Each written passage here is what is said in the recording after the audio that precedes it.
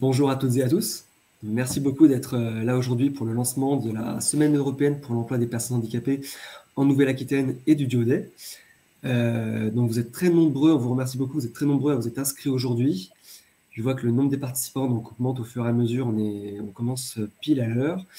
On est parti pour une bonne heure et demie de réunion.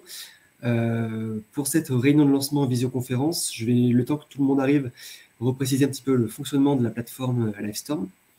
En bas à droite de votre écran, vous avez donc différents onglets. Vous avez un chat, vous avez un onglet questions, un onglet sondage. Ce que l'on préconise en fait, c'est que dans l'onglet chat, vous puissiez en fait l'utiliser pour tout ce qui va concerner les questions techniques, problèmes de visio, problèmes de son, de micro. Là-dessus, donc on pourra vous répondre sur tout l'aspect technique dans le chat. Et rebonjour à tout le monde, tous les bonjours fusent une fois de plus. Vous avez à côté de celui-ci l'onglet questions. Donc là, par contre, on préconise d'utiliser cet onglet-là pour toutes les questions qui vont concerner non pas l'aspect technique du coup, mais l'aspect thématique, vraiment sur l'ASEPH et le Diodet. Dans cet onglet questions, vous pouvez donc bien sûr à la fois poser en elle-même la question, mais aussi voter. Si jamais une question que vous vouliez poser a déjà été posée, vous pouvez voter pour celle-ci afin qu'elle puisse remonter et être mise en valeur.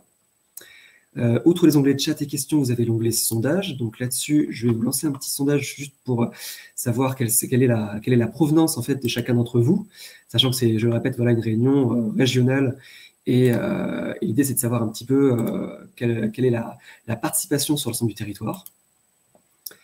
Donc normalement, vous pouvez dès à présent y répondre. Et pour terminer, vous avez la liste des participants qui s'affiche sur le dernier onglet en bas à droite. Juste avant de poursuivre du coup, on va se présenter avec Claire Romain-Souchot de l'AGFI. Donc pour ma part, Kevin Pascobac, chargé d'appui et de développement à la coordination du PRTH Nouvelle-Aquitaine et référence sur l'axe mobilisation des employeurs, dont fait partie justement les travaux sur la SEPH.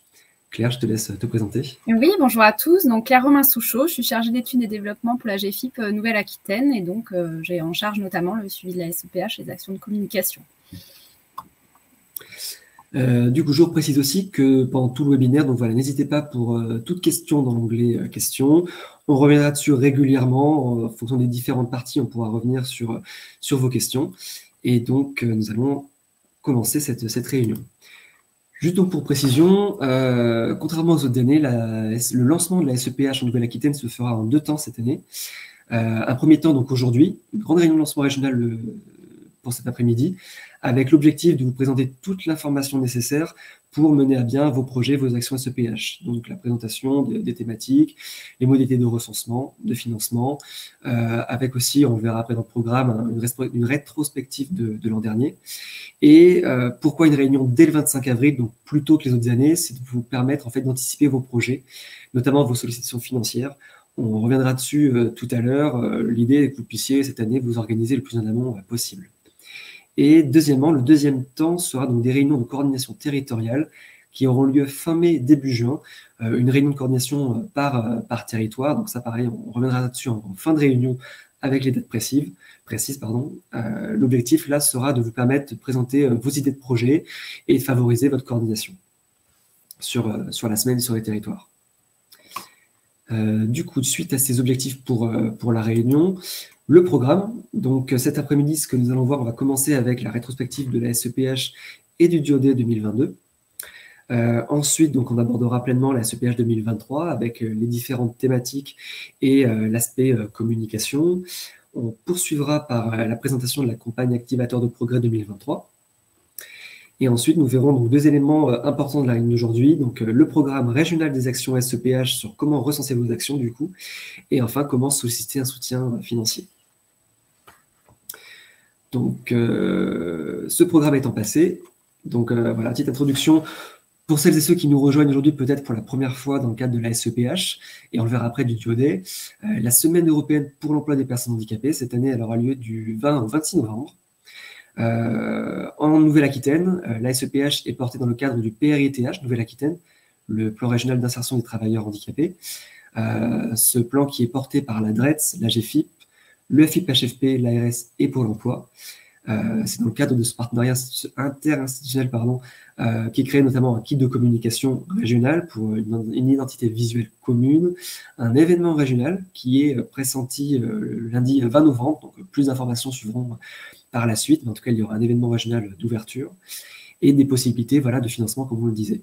Cette SEPH, c'est l'occasion sur une semaine de mettre en avant les thématiques de l'emploi et du handicap, de sensibiliser le grand public, mais aussi et surtout les employeurs qui ne sont pas faciles à atteindre, qui nécessitent de la disponibilité. Et donc, c'est vraiment une semaine, un zoom sur l'emploi et le handicap le temps d'une semaine. Je ne sais pas si Claire, si tu souhaites peut-être rajouter un mot sur cette petite introduction. C'est tout bon. Ok, ça marche. Ça, c'était pour la petite partie introductive sur la SEPH, précisément. Mais ces dernières années, la SEPH accueille un autre événement qui est le Duoday. Pour cela, je vais inviter Karine Blanconnier, qui est coordinatrice du dispositif Duoday, à nous rejoindre sur scène. Karine, normalement, je vous ai vu connectée. Il s'agit de faire monter sur scène, normalement, c'est bon. Oh, c'est bon. Bonjour Karine. Du coup, je vous laisse vous présenter succinctement, puis faire un petit mot sur le Duoday, le dispositif Duoday. Oui, pas de souci. Donc, je suis Madame Karine Blanconnier, donc je suis coordinatrice au niveau du dispositif Duoday.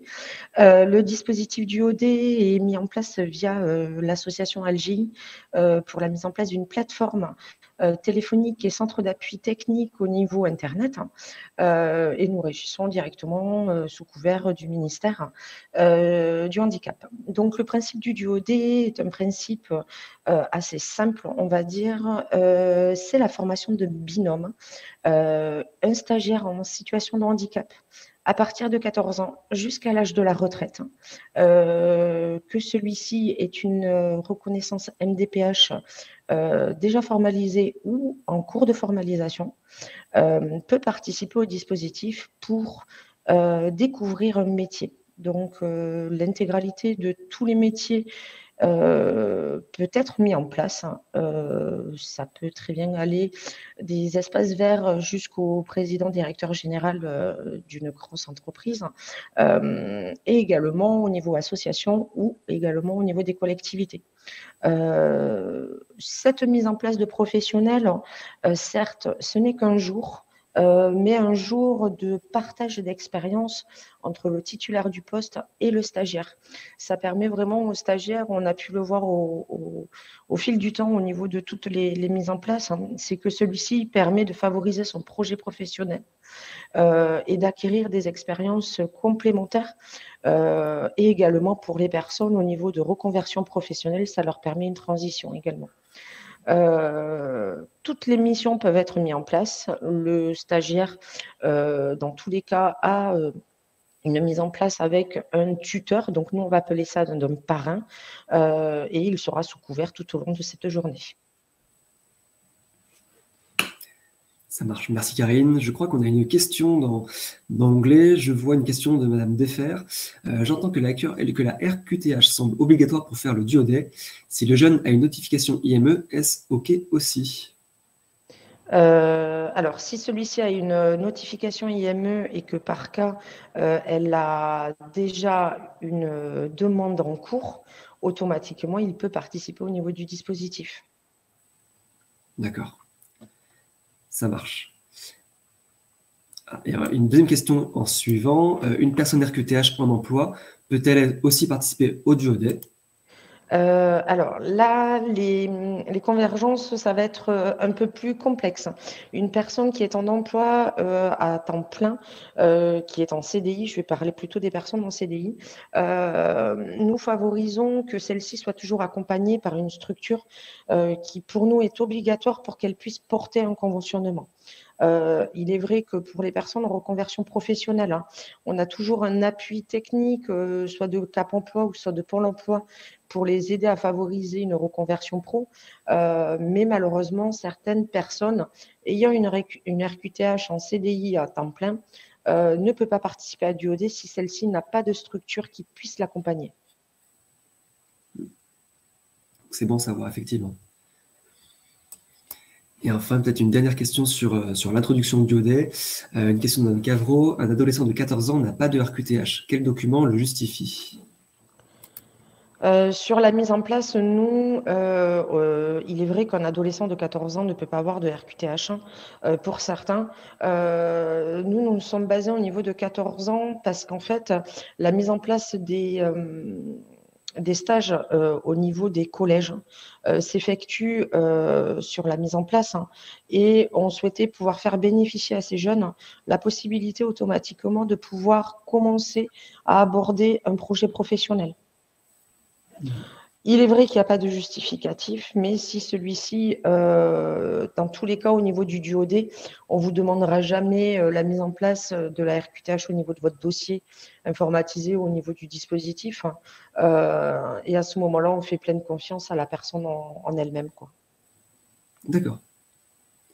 Ça marche. Et enfin, alors, pas mal de questions sur la partie DUOD. On va en prendre une dernière avant de poursuivre, du coup. Ouais. Dernière question de Mme Groom. Dans le cadre du CEP salarié, est-ce possible également? Alors, CEP salarié. Conseiller en évolution professionnelle, si je ne me trompe pas. Conseiller en évolution professionnelle. Alors, si c'est un conseiller en évolution professionnelle, automatiquement, il y aura un centre de formation qui sera possible de pouvoir contacter pour les mettre en place en tant que structure accompagnante. Si vous voulez, notre plus grand travail va être vraiment d'associer chaque candidat à une structure qui puisse l'accompagner. Si celui-ci n'a pas de structure accompagnante, nos services ont essayé de faire le maximum pour lui en trouver une, pour que celle-ci puisse poser une convention de stage. On a plusieurs typologies de conventionnement, autant une convention de stage qui est spécifique au niveau des collèges et des lycées pour les personnes mineures, mais également au niveau des universitaires. Tout ce qui va être convention tripartite également vont être pour tous les établissements médico-sociaux, les centres de formation, mais également les associations. Pour tous les autres candidats, acteurs, du moins, sont au niveau de la mise en place de l'emploi. Donc, via les acteurs de l'emploi, Pôle emploi, Cap emploi ou mission locale, une attestation sera remise à l'employeur qui équivaut à la convention de stage automatiquement. D'accord. Ça marche. Merci beaucoup, Karine. Oui. Merci aussi pour cette introduction du DUOD. Je pense qu'on reviendra vers vous d'ici quelques slides sur un petit bilan de l'an dernier, du coup. Oui, pas de souci. Merci encore. Donc, pour terminer cette introduction, si je me souviens bien, ensuite, nous allons commencer la partie un petit peu rétrospective de l'édition 2022 de la SEPH et ensuite du DUOD. Ce que nous retrouvons là, ce sont des illustrations d'actions qui ont eu lieu l'an dernier. On retrouve le premier cliché en haut, la tournée Sensibus organisée par l'ESRP EPNAC pour sensibiliser les employeurs en entreprise. En bas à droite, vous retrouvez une photo de la visite de l'ESAT d'Audange, faisant partie de l'ADPI de la Gironde. Et en bas à droite, le forum Santé au travail des indépendants, organisé par le Cap emploi des Deux-Sèvres. Donc la SEPH 2022, c'est la plus forte mobilisation en nombre d'actions depuis 2018. C'est en tout, au total, 207 événements. Vous retrouvez sur le graphique l'évolution du nombre d'actions au fur et à mesure des années. Il y avait eu effectivement, comme on retrouve une petite baisse en 2020 suite à la crise sanitaire qui avait, on va dire, bouleversé les projets de pas mal de porteurs. Néanmoins, avec un sacré rebond à partir de 2021, ce que l'on voit de 2021 à 2022, c'est qu'il y a eu beaucoup plus d'actions avec un mélange de présentiel et de distanciel, donc plus d'actions faisables, une nouvelle mobilisation des acteurs, donc beaucoup plus d'actions organisées sur les deux formats. Tous les départements étaient pourvus en action, de 3 à 68. La Gironde étant aussi le territoire où on retrouve le plus d'actions parmi les départements. Vous retrouvez également donc, le petit camembert en bas à droite avec la répartition régionale des actions. On voit que 50% des actions, c'est assez habituel sur notre région chaque année. Près de la moitié des actions ont lieu sur le secteur sud, avec une prépondérance sur le département de la Gironde. Et ensuite, c'est approximativement un quart sur le secteur nord, donc Aix-Limousin plus la Dordogne, et un quart sur le secteur est, pardon, et un quart sur le secteur nord, donc l'Aix-Poitou-Charentes. Donc une très forte mobilisation. On est en Nouvelle-Aquitaine l'une des régions les plus mobilisées en France par rapport au nombre d'actions organisées chaque année. Pour poursuivre là-dessus, donc des actions sous toutes formes et de toutes thématiques. Sur les 4 grandes thématiques, on va retrouver des actions sur l'accès à l'emploi, le maintien, la mobilisation des employeurs, mais aussi une sensibilisation pour le grand public. Sur l'accès à l'emploi, on va retrouver des actions de type job dating, visite d'entreprise, de structure, de plus en plus des visites d'entreprise adaptées et aussi d'agences intérim. Alors, tout ce qui est sous forme d'ateliers de préparation au recrutement. On retrouve également des forums en lien avec l'alternance. Nous avions eu aussi l'an dernier plusieurs conférences sur la création d'activités et la découverte du secteur de l'insertion par activité économique. Sur la thématique du maintien, on retrouve tout ce qui va être en lien avec les services de prévention et de santé au travail. Il y a eu plusieurs forums en lien avec le maintien dans l'emploi. Et c'est là que l'on va traiter de tout ce qui concerne les aménagements de poste, les moyens de compensation. Il y avait eu plusieurs interventions aussi d'ergothérapeutes en entreprise et des réunions en interne avec des quiz santé au travail, par exemple. Il y avait eu la création aussi d'escape game, maintien dans l'emploi, donc pas mal d'actions assez innovantes là-dessus. Troisième axe, nous avons la mobilisation des employeurs. Donc, les employeurs qui, chaque année, sont une pièce importante de la SEPH, qui n'est pas facile de capter, d'attraper. Pour cela, il y a plusieurs formes de rencontres de type petit déjeuner, after work, des cérémonies au sein des CCI aussi. Et enfin, la sensibilisation au handicap, on y retrouve tout ce qui va être médiatisation, grande médiatisation, donc émissions de télévision, radio, des manifestations sportives. On retrouve également des tournées comme le Sensibus que l'on a vu précédemment. Vous retrouvez du coup donc le graphique avec la répartition par thématique. Nous avons là le plus souvent donc une grande part d'action sur l'accès à l'emploi, à peu près équivalente avec la sensibilisation au handicap. Et on retrouve, on va dire, un petit nombre d'actions sur le maintien. Cette thématique est en général moins traitée en nombre d'actions. Pour autant, les actions sur le maintien sont en général des grosses actions de type forum. Donc, voilà, sur le maintien dans l'emploi, c'est en général moins d'actions, mais des actions plus importantes, plus impactantes, on va dire. Et vous avez sur le dernier graphique, donc il est un petit peu petit, je pense, pour vous, mais je le reprécise au cas où le support vous sera transmis par mail suite à la réunion. Vous avez là donc la répartition par type d'événement. Ce qui est largement plébiscité, ce sont en général des ateliers, donc des actions avec plus de proximité, plus d'interaction, des échanges à plus petite échelle, et suivent ensuite ce qui va être des actions plus grand public, conférences et webinaires, des visites de structure et des sensibilisations en interne. Il y a beaucoup de sensibilisation en interne en général dans les établissements publics. Je poursuis sur le petit bilan SEPH, surtout que là, si tu souhaites intervenir, n'hésite pas. Je continue, mais n'hésite pas si tu as besoin ou quoi que ce soit. La force des partenariats, oui, donc chose très importante et que l'on promue chaque année en Nouvelle-Aquitaine, ce sont les partenariats entre les porteurs de projets. On voit cette année que sur les 207 actions, enfin l'an dernier, pardon, 2022, 145 avaient été coportées. On voit aussi dans le graphique la répartition par type d'acteurs, donc la prépondérance des services publics de l'emploi. Donc, élément essentiel de la SEPH, la mobilisation des Cap Emploi, des pôles emploi et des missions locales. On voit la très juste répartition entre Cap Emploi et Pôle emploi qui sont à égalité, entre guillemets, en termes de répartition des actions, ce qui témoigne très bien de leur rapprochement d'ailleurs. Retrouve ensuite donc, ce qui va concerner les pouvoirs publics, les associations et, pour rester dans les plus importants, on va dire les acteurs de la formation qui étaient plus nombreux l'an dernier à organiser des actions pour la SEPH. Ceci sur la force des partenariats donc, et sur les types de porteurs, donc très nombreux en Nouvelle-Aquitaine. Et à présent, alors juste pour vous illustrer, voilà l'une des actions, l'une très nombreuses actions qui avaient eu lieu l'an dernier, l'illustration de la visite de l'ESAT d'Audange, qui fait partie de l'ADPI de la Gironde. Il y avait eu donc certains films de réaliser, on va vous en présenter un aujourd'hui, un petit film qui illustre voilà, cette action. Je vais inviter Madame Poujol de l'ADPI de la Gironde à nous rejoindre sur scène afin de nous dire quelques mots sur cette action de l'an dernier avant d'en diffuser le film. Madame Poujol, vous connectez. Bonjour. Bonjour. Voilà, je vous laisse vous présenter, puis du coup nous dire deux mots sur cette action et qu'est-ce qu'elle vous a apporté, et puis qui a participé à cette action du coup. Alors du coup, bonjour à tous, merci pour l'intervention.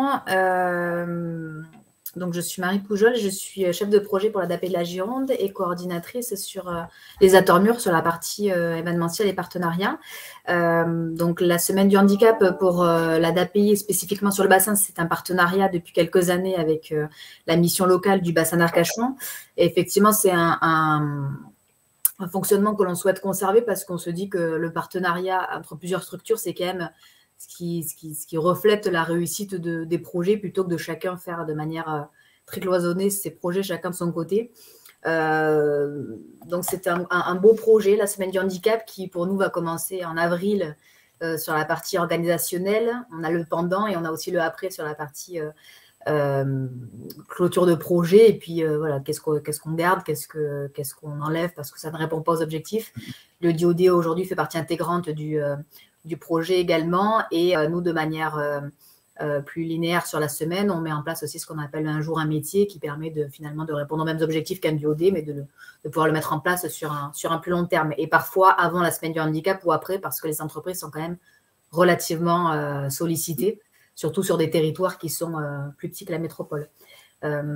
Donc, on essaye de maintenir ce partenariat qui fonctionne très, très bien avec la mission locale, et faire des actions qui vont toucher des partenaires privés, des partenaires publics.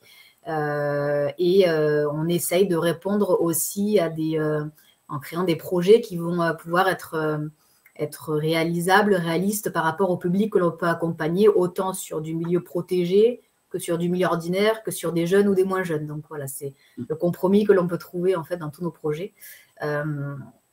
L'ADAPI souhaite vous remercier également sur le fait d'avoir pu faire cette vidéo, sur mettre en lumière ce qu'un ESAT peut réellement faire et déployer au sein de ces murs, qu'on n'a pas l'habitude de voir, et on peut ne pas s'imaginer ce qui se passe dans un ESAT si on n'est pas allé un jour. Donc c'est un bon moyen aussi de mettre en avant les compétences des personnes que l'on peut accompagner, et faire un lien effectivement avec le nouveau décret de la transformation des ESAT de décembre 2022, qui va permettre aussi de pouvoir proposer d'autres projets, d'autres passerelles pour les personnes que l'on accompagne vers le milieu ordinaire de travail. Voilà. D'accord. Alors, juste avant de poursuivre par la petite vidéo justement sur votre action, je vois qu'il y a une question de poser. Pouvons-nous avoir des exemples concrets sur le partenariat entre l'ADAPI 33 et les missions locales?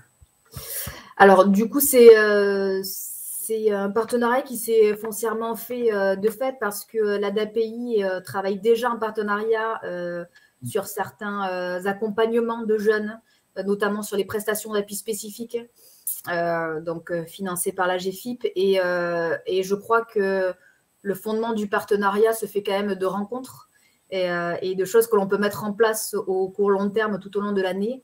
Et ça allait de soi que la mission locale, à un moment donné, pouvait être notre partenaire privilégié, comme ça l'avait été auparavant avec le Cap Emploi.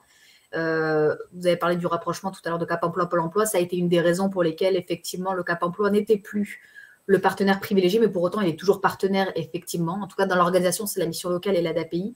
Et par contre, on se structure autour des entreprises privées et des entreprises publiques, notamment les collectivités, pour animer cette semaine, parce que, encore une fois, on sait que même mission locale et ADAPI à deux, on ne fera pas plus qu'avec des collectivités et d'autres entreprises. Donc, aujourd'hui, le bassin, c'est, en tout cas, notre partenariat, ça recense à peu près entre 40 et 50 entreprises participantes, un certain nombre d'événements qui varient entre une soirée employeur, un carrefour des ateliers. Cette année, on a choisi la visite d'Audange, donc je crois qu'il y a le film, la petite vidéo qui passera après.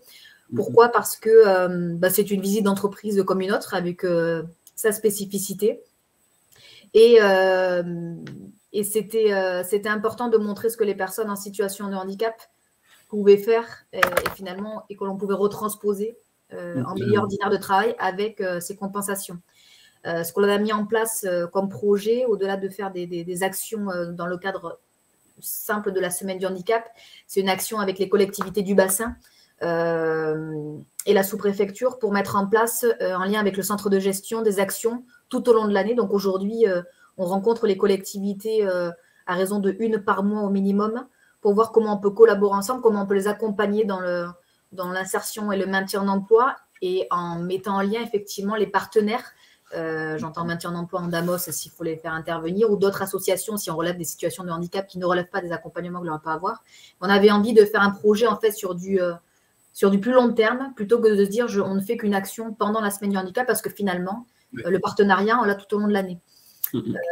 Et on a fait également l'année dernière une matinée sportive. Et là, c'est là qu'on se dit en fin de semaine, ou après la semaine du handicap, on tire des conclusions de ce qu'on a fait, qu'est-ce qui fonctionne et qu'est-ce qu'on peut maintenir et articuler différemment, et qu'est-ce qui ne relève pas vraiment ou qui ne répond pas aux objectifs d'une semaine du handicap. Par exemple, nous, les matinées sportives telles qu'on les conçoit, telles qu'on les construit en tout cas, ne répondent pas forcément à l'objectif de la semaine du handicap parce qu'on passe un super moment, on fait du sport, mais en fait, on a peu d'employeurs, de partenaires parce que je pense que sur le bassin, on les sollicite beaucoup. Et du coup, à faire des choix. Est-ce qu'un employeur, un partenaire, il préfère venir à une soirée? Est-ce qu'il préfère venir à un atelier? Est-ce qu'il préfère aller faire du sport sur une demi-journée? Dans les temps qui courent, je pense que avoir moins de salariés sur site, ça devient un petit peu compliqué. Donc, il faut qu'on réfléchisse à l'organisation aussi de cette semaine. Ça marche. Merci beaucoup, Marie. Donc, du coup, pour continuer, je vais vous diffuser le petit film qui avait été effectué sur votre action. Alors, normalement, vous allez le voir apparaître. Durant la Semaine européenne pour l'emploi des personnes handicapées, la Nouvelle-Aquitaine a témoigné d'une forte mobilisation. Retour en images sur l'une des 200 actions programmées, comme cette visite de l'ESAT d'Audange, organisée pour démystifier le travail en milieu protégé. Une visite conçue spécifiquement pour les collectivités locales du territoire. Au-delà des collectivités, on a ouvert depuis ce matin notre ESAT à toutes les entreprises et à des personnes lambda qui souhaitaient visiter un établissement, donc un établissement de soutien et d'accompagnement par le travail. Là, effectivement, sur le temps de l'après-midi, on a réservé un temps aux collectivités et qu'ils puissent découvrir tout ce que l'on peut proposer comme prestation aux collectivités. Les gens ont une idée préconçue de l'ESAT en pensant que c'est un peu une activité occupationnelle par le travail pour les personnes en situation de handicap, alors qu'on est un vrai établissement de travail, une entreprise, puisqu'on a effectivement un accompagnement médico-social qui permet à la personne un étayage dans sa vie professionnelle, mais ils sont quand même en situation de travail. On a une blanchisserie industrielle, une menuiserie industrielle qui du coup relève vraiment du milieu du travail. Ils sont ouvriers, travailleurs en situation de handicap, certes, mais travailleurs au sein de l'établissement. C'est notre blanchisserie industrielle qui en fait aujourd'hui nous permet de répondre à des collectivités pour des vêtements de travail ou des maisons de retraite pour du linge de personne. On assure effectivement aussi une traçabilité de chaque vêtement pour s'assurer du lavage, du bon traitement et surtout de la restitution également au bon client du produit qui a été traité. L'ESAT s'est implanté ici il y a quelques années et nous avons vraiment des relations étroites, d'abord parce que la commune d'Audange fait travailler les personnels de l'ESAT et ça j'y tiens beaucoup. On sait aujourd'hui que c'est possible de travailler avec des personnels handicapés au sein de nos propres équipes ou de faire travailler un ESAT. Donc je vous disais, on a un partenariat nous sur les espaces verts, on a un partenariat pour nous achetons du bois qui est préparé par l'ESAT pour nos Audangeois et nos Audangeoises. Il y a aussi la couverture des livres pour la médiathèque. Enfin, il y a plein de choses. Et aujourd'hui, c'est vraiment une chance d'avoir un établissement comme l'ESAT sur la commune.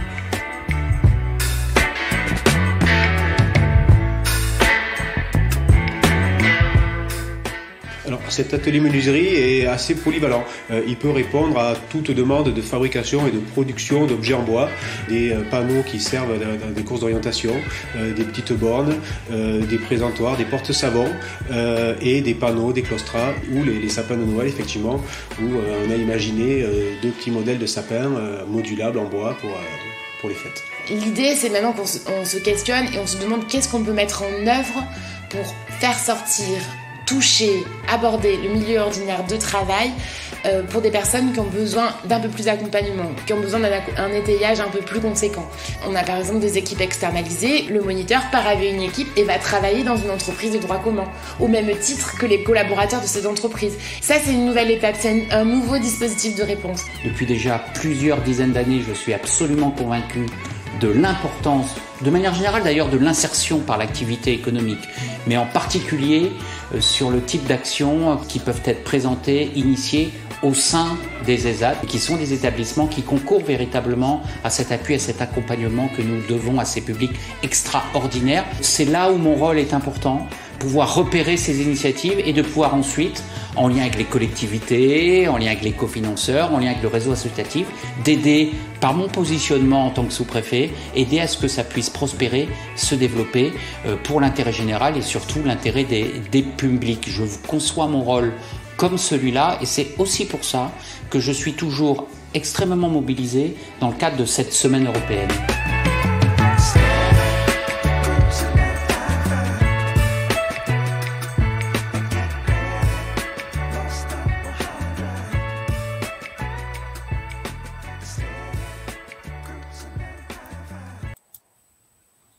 Donc, je vous remercie encore, Marie Poujol, pour votre présentation. Et puis donc pour cette interview, cet enregistrement par rapport à votre action de l'an dernier. Merci encore. Merci beaucoup. Je vais vous repartager donc le support. Du coup, donc, pour poursuivre, je vois que nous avons une question. Effectivement, cette vidéo avait été réalisée dans le cadre de la SEPH, des financements SEPH de l'an dernier, mais dans le cadre du PRTH pour sa valorisation cette année en 2023 en fait. Pour poursuivre du coup sur les points d'amélioration liés vraiment à la SEPH, cette année, donc point d'amélioration 2023, nous allons faciliter la tâche pour l'anticipation de vos demandes de financement. Donc ce que nous allons voir juste après avec un nouveau process qui a pour but donc, voilà, de vous faciliter la tâche. Deuxièmement, nous allons veiller à la personnalisation de vos supports par rapport au kit de communication. Donc également, nous allons l'aborder juste après. Et enfin, des réunions dédiées à la coordination des acteurs sur les territoires. Ce sont les actions de coordination territoriale que nous aborderons en toute fin de réunion et dont nous avons dit 2 mots au début. Suite à ces points d'amélioration, si je ne me trompe pas, on va poursuivre avec le petit bilan du OD 2022. Je vais réinviter Karine Blanconnier de l'LGEI à nous présenter quelques données de l'an dernier. Rebonjour Karine, du coup. Bonjour. Donc, en fait, vous pouvez voir sur le bilan de 2022 une petite synthèse par rapport à l'intégralité de tous les acteurs qui participent au niveau du dispositif. Donc, on va voir vraiment sur la mise en place des employeurs, donc qu'ils soient du secteur public, du secteur privé. On a une évolution chaque année qui est assez significative au niveau national, au niveau Nouvelle-Aquitaine également. Donc, à partir de là, on incite vraiment tous les employeurs et vraiment on va mettre une particularité sur les structures qui accompagnent tous les candidats à de pouvoir s'inscrire au niveau du dispositif, car c'est vraiment un réel, on va dire un réel pouvoir complémentaire. C'est-à-dire que grâce à l'UOD, nous avons à ce jour plusieurs structures accompagnantes nous sollicitant pour avoir les extractions de tous les employeurs sur leur secteur géographique, pour pouvoir les contacter pour mettre en place des après du OD. Certes, pour nous, du OD, c'est juste une journée, comme j'expliquais tout à l'heure, mais sachez que le après du OD, beaucoup d'employeurs contactent autant des structures accompagnantes de leur secteur géographique, soit pour avoir des informations complémentaires ou pour avoir des stagiaires complémentaires pour mettre en place par la suite en stage découverte ou même parfois en CDD, voire en CDI. Ça permet vraiment de fructifier son partenariat proche de chez soi. En comparatif, on va parler plutôt national. Certes, on était à 17 000 duos sur toute la France. 2021, on a atteint à peu près les 21 000 cette année. Vous allez me dire qu'à peu près sur la base complémentaire de 40 000 offres pour 35 000 candidats, on pourrait être sur une équivalence, mais malheureusement, on a des disparités dans certaines régions où on a beaucoup trop d'offres par rapport au nombre de candidats, ou sur certains secteurs, malheureusement, le nombre de candidats est inférieur par rapport au nombre d'offres. Si vous voulez, je poursuis sur la slide d'après. Oui, allez-y. Ça marche. Donc oui, sur une petite slide sur l'importance des structures accompagnantes. Je pense que vous serez d'accord avec moi, du coup, Karine Blanconnier, l'importance des structures accompagnantes pour faire matcher les offres entre du coup les candidats et les employeurs. On a chaque année un delta, une différence voilà, entre les offres et le nombre de duos, ce qui peut s'expliquer par la différence de profil, par rapport à la mobilité des candidats, par rapport au projet professionnel. Donc c'est quand même cette différence qu'il est normal d'avoir, mais que l'on essaye chaque année de diminuer, on va dire, pour faire en sorte que chaque candidat puisse trouver l'offre de stage qui lui correspond. Et là-dessus, votre rôle en tant que structure accompagnante est idéal. Est-ce que Karine pourrait redire un mot peut-être sur qu'est-ce que sont les structures accompagnantes? Qui peut être structure? Alors, qui peut être structure accompagnante? Tous les établissements médico-sociaux, tous les centres de formation, tous les collèges, tous les lycées, toutes les universités, toutes les associations peuvent être structure accompagnante sur la mise en place. Sachez que nous, au niveau du dispositif, on essaye de le faire évoluer chaque année au niveau plutôt de la plateforme numérique. Sachez que cette année, on va innover, on va pouvoir mettre en place une CVTech qui va, en fait, ça va, la plateforme du OD va rester ouverte tout au long de l'année.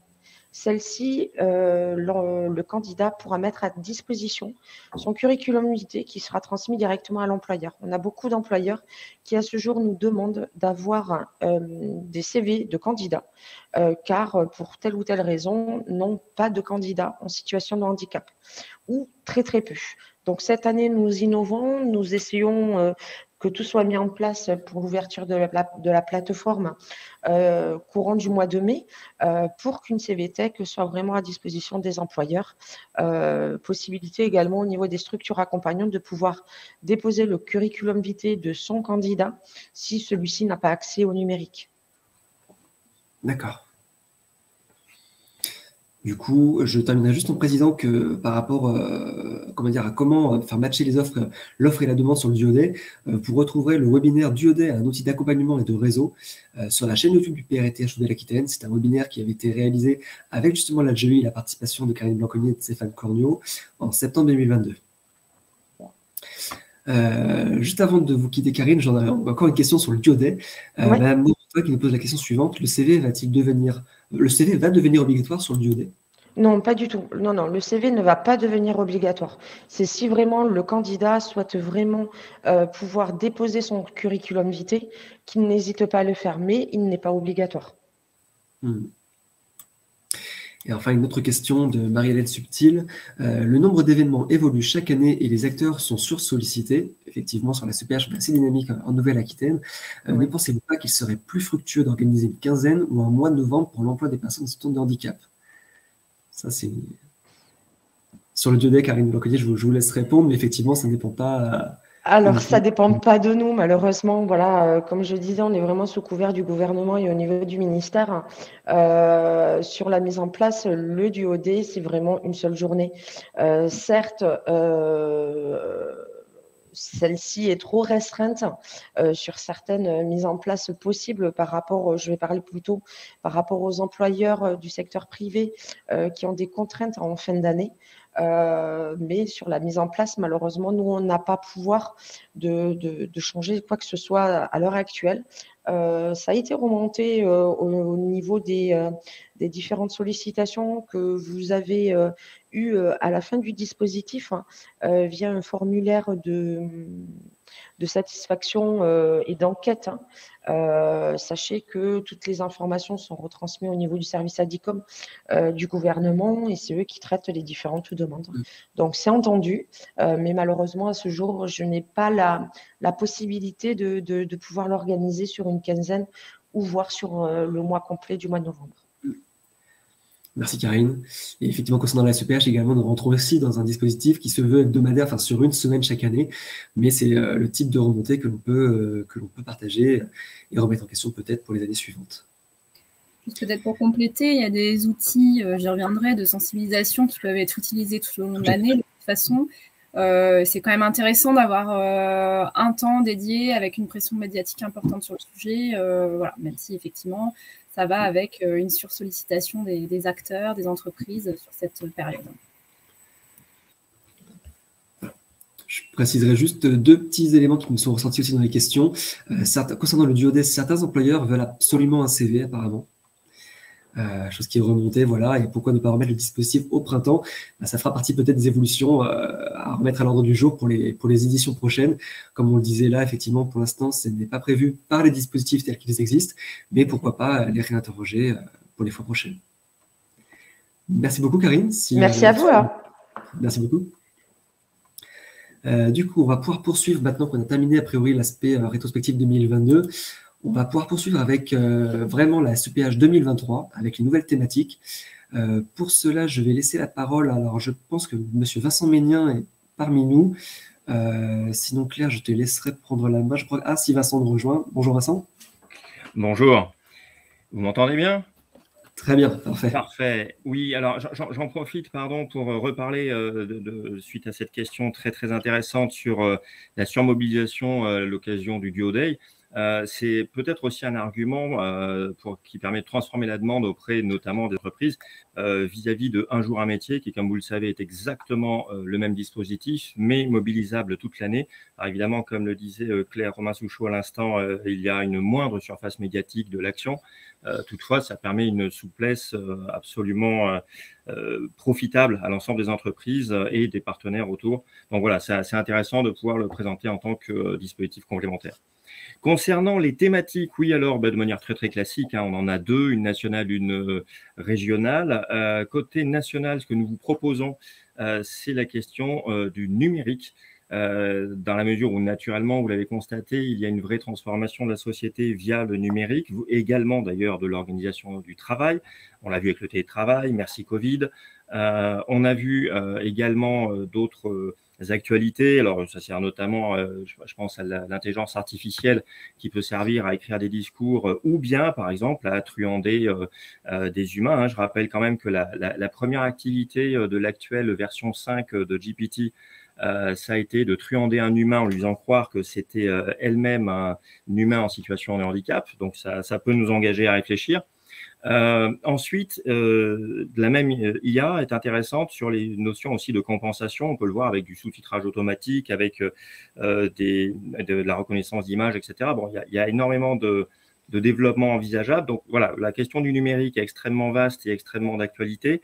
Et je pense aussi que, et nous pensons d'ailleurs, que c'est aussi le lieu de la réflexion sur les enjeux de l'accessibilité numérique en tant que telle, avec tout ce qu'elle offre de confort, de praticité, d'efficacité et également de limites, puisque notamment notre public de personnes en situation de handicap nécessite qu'on écoute bien notamment ce que nous dit depuis pas mal d'années la défenseure des droits, à savoir notamment qu'il y ait toujours d'autres possibilités que la digitalisation pour accéder aux droits. Donc voilà, ça c'est la première thématique nationale. La seconde, elle est aussi d'actualité concernant les difficultés de recrutement des entreprises. Et par ailleurs, elle fait écho à ce que nous enjoint l'exécutif au sens de l'offre de nos offres de services conjuguées pour les entreprises à ce moment précis, critique, où elles ont besoin de tous les viviers, elles ont besoin de toutes les expertises pour recruter, voire garder leurs compétences. Et là, effectivement, on a naturellement une carte à jouer. Vous le savez, la plupart d'entre vous, mieux que nous, vous avez une fenêtre de tir extraordinaire en ce moment par rapport à la question des viviers, à la question de la montée en formation, la montée en compétences, notamment quand il s'agit de faire savoir qui fait quoi, comment, quels sont les possibles. Ça, c'est un grand impensé de la gestion des compétences dans les entreprises. Donc, voilà, on a ces deux grandes thématiques-là, le numérique au niveau national qui nous a été suggéré, et puis sur la Nouvelle-Aquitaine, les questions de recrutement, l'offre entreprise. Est-ce qu'il y a des questions? Merci beaucoup Vincent. Nous avions eu une nouvelle question de monsieur Kourat Arnaud. Quelles charges peuvent-elles être couvertes par les financements? Alors, bon, question financement, ça on reviendra justement en fin de réunion. Effectivement, c'est une question très importante et qui sera important de bien vous détailler tout à l'heure. On reviendra dessus du coup à ce moment-là. Je crois qu'on n'a pas d'autres questions en lien avec les thématiques. A priori, ça doit être très clair. Parfait. Merci beaucoup Vincent du coup. On va pouvoir poursuivre suite à ces thématiques-là, s'il n'y a pas donc de questions ou de remarques, avec juste une petite slide sur le kit de communication CEPH Nouvelle-Aquitaine. Ce kit de communication, donc nous ne l'avons pas encore aujourd'hui, il est en cours de réflexion, on est en train de travailler avec la sélection du prestataire pour la réalisation de ce kit. L'idée c'est de pouvoir vous le fournir lors des prochaines réunions qui auront lieu donc fin mai et début juin. Pour celles et ceux qui nous rejoignent aujourd'hui, voilà, pour vous expliquer, chaque année, afin de valoriser une identité commune, une identité visuelle commune sur la région, on vous transmet un kit de communication SEPH Nouvelle-Aquitaine qui vous permet de communiquer sur vos actions, évidemment, avec dans ce kit donc des affiches et des flyers, donc à la fois type les affiches et flyers officiels de la SEPH en Nouvelle-Aquitaine. Ce que vous retrouvez là, c'est l'affiche de l'édition 2022. Vous retrouvez également des bandeaux pour les réseaux sociaux, mais aussi donc, les mêmes formats, affiches, flyers et réseaux sociaux, en version personnalisée. C'est là qui est le plus important, c'est que ce sont des supports que vous pouvez donc adapter pour vos projets, pour vos actions, pour communiquer dessus, avec à chaque fois une charte graphique commune, donc comme je vous disais, une charte, une visibilité commune, mais quelque chose qui puisse vous laisser la place pour parler de votre action. L'idée cette année, c'est de vraiment donner le plus possible de liberté aux porteurs de projets pour adapter le document selon leur projet, tout en respectant voilà, cette charte graphique avec les logos de la SEPH et des différents institutionnels du PRTH. On retrouve également des signatures de mail, voilà, support A4 et A5 pour les images pour les réseaux sociaux. Ce kit, il sera disponible sur le site du PRTH Nouvelle-Aquitaine et il vous sera également communiqué par mail, par la coordination du PRTH. Et enfin, juste une petite précision pour les projets qui seront soutenus financièrement, il sera bien sûr obligatoire d'utiliser le kit de communication prévu dans le cadre du PRTH Nouvelle-Aquitaine du coup. Donc voilà, le kit en attente qui devra arriver très prochainement et qui se veut personnalisable pour communiquer sur vos actions à l'échelle de la région. Suite à ce kit, si a priori on n'a pas de questions, pas de remarques particulières sur celui-ci, je vais continuer. Je pense que je vais laisser la parole du coup à Claire, donc Claire Romain-Souchot, donc de la GFIP, pour poursuivre sur la campagne Activateur de Progrès 2023. Oui, merci. Donc effectivement, cette campagne se poursuit. C'est une campagne qui a lieu tout au long de l'année et qui propose différents axes, mais qui est mise en lumière particulièrement au moment de la Semaine européenne pour l'emploi des personnes handicapées. J'ai la main, ouais. Nous sommes actuellement, j'ai même été vérifiée sur le site, en fait, à plus de 7900 et même 8000 activateurs de progrès, donc entreprises et institutionnelles et associations qui s'engagent autour de valeurs. Donc, c'est ça la campagne Activateur de progrès. C'est une communauté d'entreprises et de personnes morales qui s'engagent en faveur de l'inclusion, en faveur du handicap au sein de leur entreprise. À travers différentes actions que je vais vous proposer. L'objectif qui est donné collectivement cette année, c'est de pouvoir atteindre 10 000 activateurs de progrès pour la SEPH 2023. Donc, on dispose d'un site avec un certain nombre d'explications. Et normalement, c'est cliquable sur le support qui vous sera diffusé. Donc, c'est un mouvement autour de valeurs sociétales. Donc, toutes les entreprises qui s'engagent à travers cette campagne Activateur de progrès s'engagent autour de valeurs selon lesquelles le handicap est facteur de progrès au sein de l'entreprise et au sein de la société tout entière de manière plus générale. Donc, c'est une occasion pour l'entreprise de valoriser son engagement et de ne pas être seule aussi, puisque c'est une campagne de réseau. D'être avec d'autres entreprises. Ça joue aussi c'est une campagne qui joue aussi sur l'émulation entre pairs, la valorisation des belles expériences.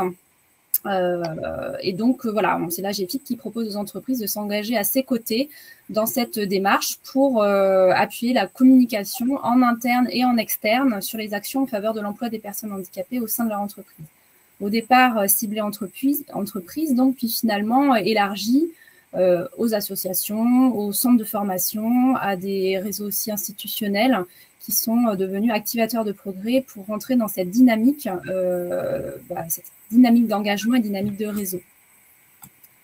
Donc, vous retrouvez les valeurs de ces engagements donc, sur le site.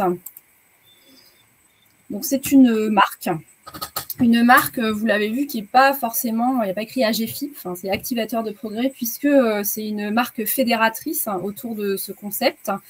Mais derrière, c'est l'AGFIP qui vous outille et qui accompagne les structures engagées pour agir concrètement au quotidien, en interne, au sein de leurs entreprises, pour sensibiliser les collaborateurs ou créer de l'engagement au sein des équipes, et à l'externe, pour faire connaître l'engagement de l'entreprise, ses actions, et lui permettre de rejoindre une dynamique médiatique d'ampleur, parce que c'est un réseau national qui vit depuis plusieurs années et donc aujourd'hui requiert un certain nombre compte un certain nombre d'activateurs, donc toute cette marque d'engagement. Dans Activateur de progrès, donc une fois qu'on a adhérer au concept, on peut effectivement bénéficier de kits de communication. Vous verrez l'articulation entre le kit SEPH et le kit de communication proposé au sein d'Activateur de Progrès. Activateur de Progrès, c'est une campagne qui a lieu toute l'année, mais qui est mise en visibilité de manière médiatique plus importante aussi au moment de la SEPH. Donc, il y a un kit de communication qui est proposé aux établissements qui sont activateurs de progrès, donc utilisable tout au long de l'année, mettant en avant la campagne, le message « Le progrès, c'est moi, le progrès, c'est nous », autour de la dimension de progrès social apportée au sein des entreprises et de la société par l'inclusion et toutes les politiques inclusives en emploi pour les personnes en situation de handicap. Cette démarche activateur de progrès et cet engagement permet aussi d'accéder à des outils vidéo, affiches, box thématiques pédagogiques sur les différents handicaps dans l'emploi, des outils de sensibilisation qui sont en ligne ou commandables de manière matérielle pour Handi Poursuite, à rejoindre aussi des événements tout au long de l'année. Et particulièrement l'année dernière, il y a eu un guide pour accompagner les activateurs de progrès à la réussite de leur SEPH avec toujours le même principe de témoignage, émulation entre pairs et permettre d'avoir plus d'idées sur ce que l'on peut faire en interne et en externe dans son entreprise au sein de pendant la SEPH. Et l'année dernière aussi, il y a eu un live des activateurs de progrès en clôture de la SEPH pour avoir un événement un peu fédérateur autour de ces activateurs qui engagent des actions tout au long de l'année et pendant la SEPH. En fait, progressivement, au-delà d'une marque et puis d'une marque d'engagement, c'est aussi tout un bouquet de services que je vous ai redétaillé là, qui s'appuie, comme je vous le disais, sur l'émulation entre pairs, une logique de gratification des engagements.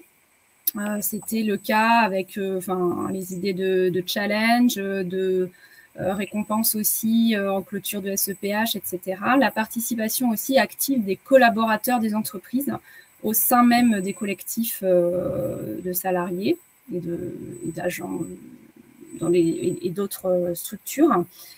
Le tout est conçu pour permettre d'avoir des contenus pertinents avec des experts de l'emploi et du handicap et un certain nombre de témoignages pour donner des messages concrets qui soient pratiques, issus de réalités, de pratiques existantes et inspirants pour les nouveaux activateurs.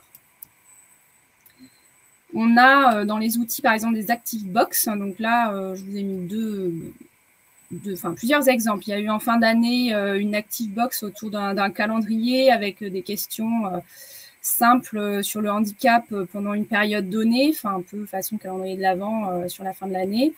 Il y a eu sinon des ActiveBox thématiques, toujours sur des handicaps divers et variés, en lien éventuellement avec des événements, je dirais nationaux, par exemple, pendant Octobre Rose, l'ActiveBox était liée au cancer et au travail en situation de maladie. On a une ActiveBox qui est sortie en même temps que le mois, il y avait la journée internationale sur le handicap visuel. Enfin voilà, c'est calé aussi avec l'actualité. Alors voilà, ça c'était pour les différents outils. Et donc ça, c'est associé à une campagne nationale, donc autour de ce message, le progrès c'est nous. Ensemble, agissons pour l'inclusion des personnes handicapées. Rejoignez donc Activateurs de Progrès en ayant mis en avant le progrès que peut permettre l'inclusion, une politique inclusive au sein de l'entreprise. C'est une campagne qui est à différents canaux de diffusion, donc à la fois à la télévision, en radio, sur Internet, des campagnes d'affichage aussi, qui revêt une plus forte pression de septembre à novembre et également tout au long de l'année. C'est une campagne qui est aussi soutenue par les ministères. Donc pour cette année, en fait, on a des films et des spots radio existants qui vont être actualisés et rediffusés. Et la nouveauté, c'est la réalisation d'une web-série, Le Progrès pour moi c'est, avec un script autour d'illustrations permettant de faire témoigner des personnes en situation de handicap, des entreprises et des structures accompagnant les situations en emploi et en recherche d'emploi. C'est en cours de réalisation et les premières diffusions auront lieu en septembre. Voilà, sur un petit récap là, sur les outils événements de sensibilisation donc en 2023. Toujours donc, des outils pour mobiliser les collaborateurs autour de l'inclusion des personnes en situation de handicap dans des Active Box, hein, tels que je vous les ai présentés tous les mois. Le déploiement d'Active Game, c'est un jeu en ligne pour sensibiliser sur le handicap au travail. On a également le jeu Handi Poursuite qui s'est enrichi de nouvelles questions, qui permet plus de tester ses connaissances sur le handicap, mais aussi d'ouvrir le sujet du handicap. C'est un jeu qui peut être utilisé pour des ateliers de sensibilisation de manière très ludique.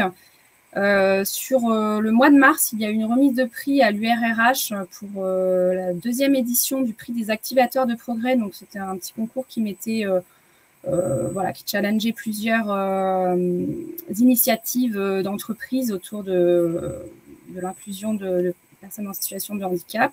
Et donc, un prix a été remis à l'occasion de l'Université des réseaux des référents handicap à Bordeaux fin mars. Et là, prochainement, on propose aux entreprises de participer à l'Active Challenge du 5 au 30 juin. Ce sera la 3e édition. C'est une compétition inter-entreprise avec des questions en ligne pour lesquelles il faut s'inscrire sur le site Activateur de Progrès.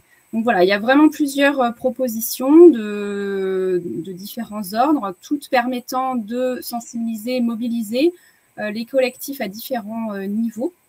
Et cette campagne aussi permet de rejoindre une dynamique médiatique nationale qui est intéressante. Donc nous, on associe toujours effectivement Activateur de Progrès à la campagne SEPH. Il faut que les deux puissent être concordantes. Donc il y a à la fois effectivement la communication, l'identité visuelle, la dynamique que l'on veut valoriser au niveau de la région Nouvelle-Aquitaine et cette campagne d'ampleur qui a la possibilité d'être mis en œuvre tout au long de l'année, qui permet d'acquérir et de s'outiller, de sensibiliser ses collaborateurs tout au long de l'année, mais qui aussi peut être mis en lumière particulièrement pendant la Semaine européenne pour l'emploi des personnes handicapées. J'ai fait le tour, oui, c'est ça. Quelques liens, quelques sites. Oui, voilà. Alors, il y aura les liens sur le site. Et peut-être il y a peut-être des questions déjà sur... Alors, on avait, je crois, 2 questions, effectivement. Premièrement, une question qui est celle de Mme Chouillou. Quelle est la place du FIPHFP dans cette communauté, la communauté dont tu parlais par rapport à Activateur de Progrès, du coup? Je sèche là tout de suite. Après, ce qui est important de dire, c'est que du coup, c'est un programme qui n'est pas que privé, mais qui concerne bien les 2 secteurs, privé comme public. Ce n'est pas que AGFIP, mais c'est chaque institution qui prend sa part, du coup. Oui, je sèche au sens où, on a été initiateur, mais c'était aussi une volonté d'avoir une charte graphique ouverte. Et on est largement... ouvert aussi dans le positionnement des activateurs. Moi, la place du FIP en tant que tel, je ne pourrais pas répondre à cette question, j'avoue. Sauf si peut-être mon collègue Vincent a la réponse, mais pas moi. Et hélas, non plus. Et nous avions une 2e question sinon. Une collectivité territoriale peut-elle s'engager dans le cadre de la démarche Activateur de Progrès? Oui, du coup, ce sera peut-être la même question. Du coup... Eh bien, oui. Normalement, ça devrait être possible du coup. Oui, c'est tout à fait possible. Voilà, il y a aujourd'hui des conseils départementaux, des collectivités qui s'engagent dans la démarche également. Ça marche. Voilà, c'est un outil pour permettre de sensibiliser salariés d'entreprise et agents dans les collectivités territoriales locales. C'est ça. d'État. Du coup, je pense qu'on est arrivé à la fin de la campagne d'Activateur de Progrès. Merci Claire, du coup. Oui, voilà, je redis. Est-ce que tu voulais redire des choses sur cette slide, peut-être? Non, alors après, effectivement, il y a le site Mon Parcours Handicap. On va revenir dessus, justement, dans pas longtemps, quelques slides après, sur l'importance de proposer un événement sur cette page-là. On va justement aborder, je pense, après la question du recensement. Et effectivement, on va revenir sur le site Mon Parcours Handicap. Oui, ok. Du coup, donc sur cette nouvelle séquence pour la réunion de cet après-midi, donc le programme régional des actions SEPH, un programme régional donc, que certains d'entre vous sont habitués si vous êtes habitués à participer, vous êtes nombreux à recenser vos actions chaque année et c'est important. Ce programme régional, c'est l'occasion de communiquer sur vos projets, c'est l'occasion aussi de valoriser votre travail, votre engagement, votre mobilisation. C'est grâce à ce recensement que l'on peut témoigner de la mobilisation en Nouvelle-Aquitaine et que l'on peut avoir connaissance de tout ce qui se fait sur l'ensemble de la région. Ce programme, in fine, il est transmis à l'ensemble des partenaires du handicap et de l'emploi. Il sera aussi cette année communiqué à la presse locale et régionale. Donc c'est un élément, c'est un outil de communication qui est très important, qui est très relayé. Ça permet, voilà, comme je disais, de savoir ce qui se passe sur toute la région. Il est communiqué sous forme régionale, mais aussi départementale. Donc, ce qui fait qu'il s'adapte également à chacun des territoires par rapport à vos structures. Je pense notamment au SPE pour savoir ce que vos bénéficiaires peuvent, à quoi pourraient-ils participer selon les départements. Donc, il est très important de pouvoir le renseigner. Ce programme régional, il est élaboré chaque année grâce à un formulaire en ligne via FormOffice que je vais essayer de vous partager à présent. Ce formulaire, donc voilà, il collecte toutes vos informations pour qu'ensuite nous puissions nous travailler ensuite via un prestataire pour réaliser le programme, pour éditer le programme final. C'est pour ça que là-dessus, on insiste sur le fait que les informations qui sont renseignées dans ce programme, il est important de se mettre à l'esprit qu'il s'agit d'un outil de communication, qu'il s'agit d'être le plus clair et concis possible, que les titres proposés par rapport à vos actions sont des titres qui seront communiqués. Donc, c'est important de réfléchir à la manière de renseigner ce formulaire en ligne. Et aussi, alors juste avant que je vous le projette, de faire attention aux actions qui sont coportées. Comme on le disait au début, il y a beaucoup d'actions qui sont menées en partenariat. Et on a chaque année des actions qui sont recensées 2 voire 3 fois parce que plusieurs partenaires du même projet le recensent, ce qui peut amener à des doublons. Donc voilà, on demande de pouvoir faire attention là-dessus, de pouvoir se dire qu'il y a peut-être un référent qui le référence, sachant que des fois, on retrouve même des actions référencées qui, du coup, sont les mêmes, mais pour autant avec des descriptions ou des titres qui varient. Donc voilà, faire attention aux actions comportées, faire attention aux doublons. Du coup, je vais vous partager le lien pour que vous puissiez visualiser à quoi ressemble ce recensement en ligne. Partager mon écran et la fenêtre, c'est celle-ci. Voilà. Donc là, normalement, vous voyez donc la page d'accueil du formulaire en ligne. Donc un formulaire qui, je le répète, vous sera communiqué par mail et aussi via le site du PATH Nouvelle-Aquitaine. Ce formulaire, il est composé de 2 pages, en fait. Une première page pour l'identification du répondant. Donc là, l'idée pour nous, c'est surtout de savoir qui recense l'action. Comme ça, si jamais il y a le moindre doute ou quelque chose qui ne serait pas rempli, on peut revenir vers vous facilement. Donc voilà, votre nom, prénom, votre structure, votre mail, votre ligne téléphonique directe, afin de pouvoir revenir vers vous aisément. Je vais juste... Les réponses sont obligatoires, le remplir très rapidement pour passer à la page suivante. Et en fait, la deuxième page, c'est ensuite l'élément le plus important par rapport au recensement, c'est tout le descriptif de votre action. Donc, pour commencer, de savoir quel est votre département, le département de l'action ou s'il s'agit d'une action régionale. Ensuite, afin de pouvoir mieux les illustrer, les mettre en valeur sur le programme, c'est de savoir quel est le type d'action. Donc, on retrouve ici toutes les modalités, conférences, forums, ateliers, et ainsi de suite. Si jamais votre action ne rentrerait pas dans le type d'action proposé, n'hésitez pas à revenir vers nous pour qu'on puisse la faire figurer correctement. On retrouve ensuite la thématique générale. Une fois de plus, on met en place en général des pictogrammes, une signalétique sur le programme afin de pouvoir les reconnaître. Donc, on retrouve l'accès à l'emploi, le maintien, la mobilisation des employeurs et la sensibilisation au handicap. Ensuite, nous avons le nom officiel de l'événement. Donc là, voilà, je le répète au cas où, c'est important, c'est un outil de communication. Donc, mettez bien le nom officiel, le nom que vous souhaitez communiquer, comme ce que vous communiqueriez sur votre propre affiche en fin de compte. Nom officiel de l'événement. Ensuite, nous avons quel est le porteur ou l'ensemble des coporteurs à faire apparaître sur le programme afin de pouvoir valoriser tout le monde. Ensuite, nous avons la date de l'action, les horaires, le public cible, donc ça, par exemple personnes en situation de handicap, bien sûr, mais aussi également employeurs, salariés ou agents, professionnels ou le tout public. Ensuite, nous retrouvons l'adresse exacte de l'action ou le lien d'accès si jamais c'est une action en distanciel. Ensuite, alors, évidemment, la description en elle-même de l'action, là aussi, le programme final, on vous partagera le programme de l'an dernier afin que vous puissiez visualiser à quoi cela ressemblait in fine. C'est un programme avec plusieurs actions recensées par page. C'est un peu comme, comment dire, comme un journal en fin de compte avec des colonnes de texte. Et donc, du coup, il n'y a pas la place pour énormément non plus d'écrits. Il ne s'agit pas de faire un exposé de l'action, mais vraiment une présentation claire et succincte de votre action afin de pouvoir comprendre de quoi il s'agit, comment intéresser votre cible et avoir les éléments essentiels. Donc, attention vraiment à la concision de la description. Ensuite, on vous demande de renseigner la modalité de participation de votre action. Accès libre, sur invitation, sur inscription, ainsi de suite. Quelle est la structure organisatrice et quelles sont ses coordonnées, afin que les personnes qui souhaiteraient vous demander des renseignements puissent savoir vers qui se tourner ensuite. Et enfin, dernière question, souhaitez-vous effectuer une demande de financement, auquel cas on pourra plus facilement revenir vers vous si besoin. Voilà pour le formulaire, on va dire, le recensement des actions pour le programme régional. Je vais arrêter le partage de ce formulaire et je vais voir s'il y a peut-être des questions à son sujet. Alors, je crois que nous avons donc plusieurs actions. Je vais reprendre donc par ordre. Si l'on souhaite être coporteur ou s'associer à une initiative locale, il y a-t-il un recensement des actions prévues? C'est le même recensement, en fait, c'est le recensement des actions SEPH dans leur ensemble. Donc, du coup, effectivement, s'il y a une initiative locale, il faut pouvoir, au moment de l'organisation de l'action, voir avec les porteurs qui se chargent de recenser l'action en ligne.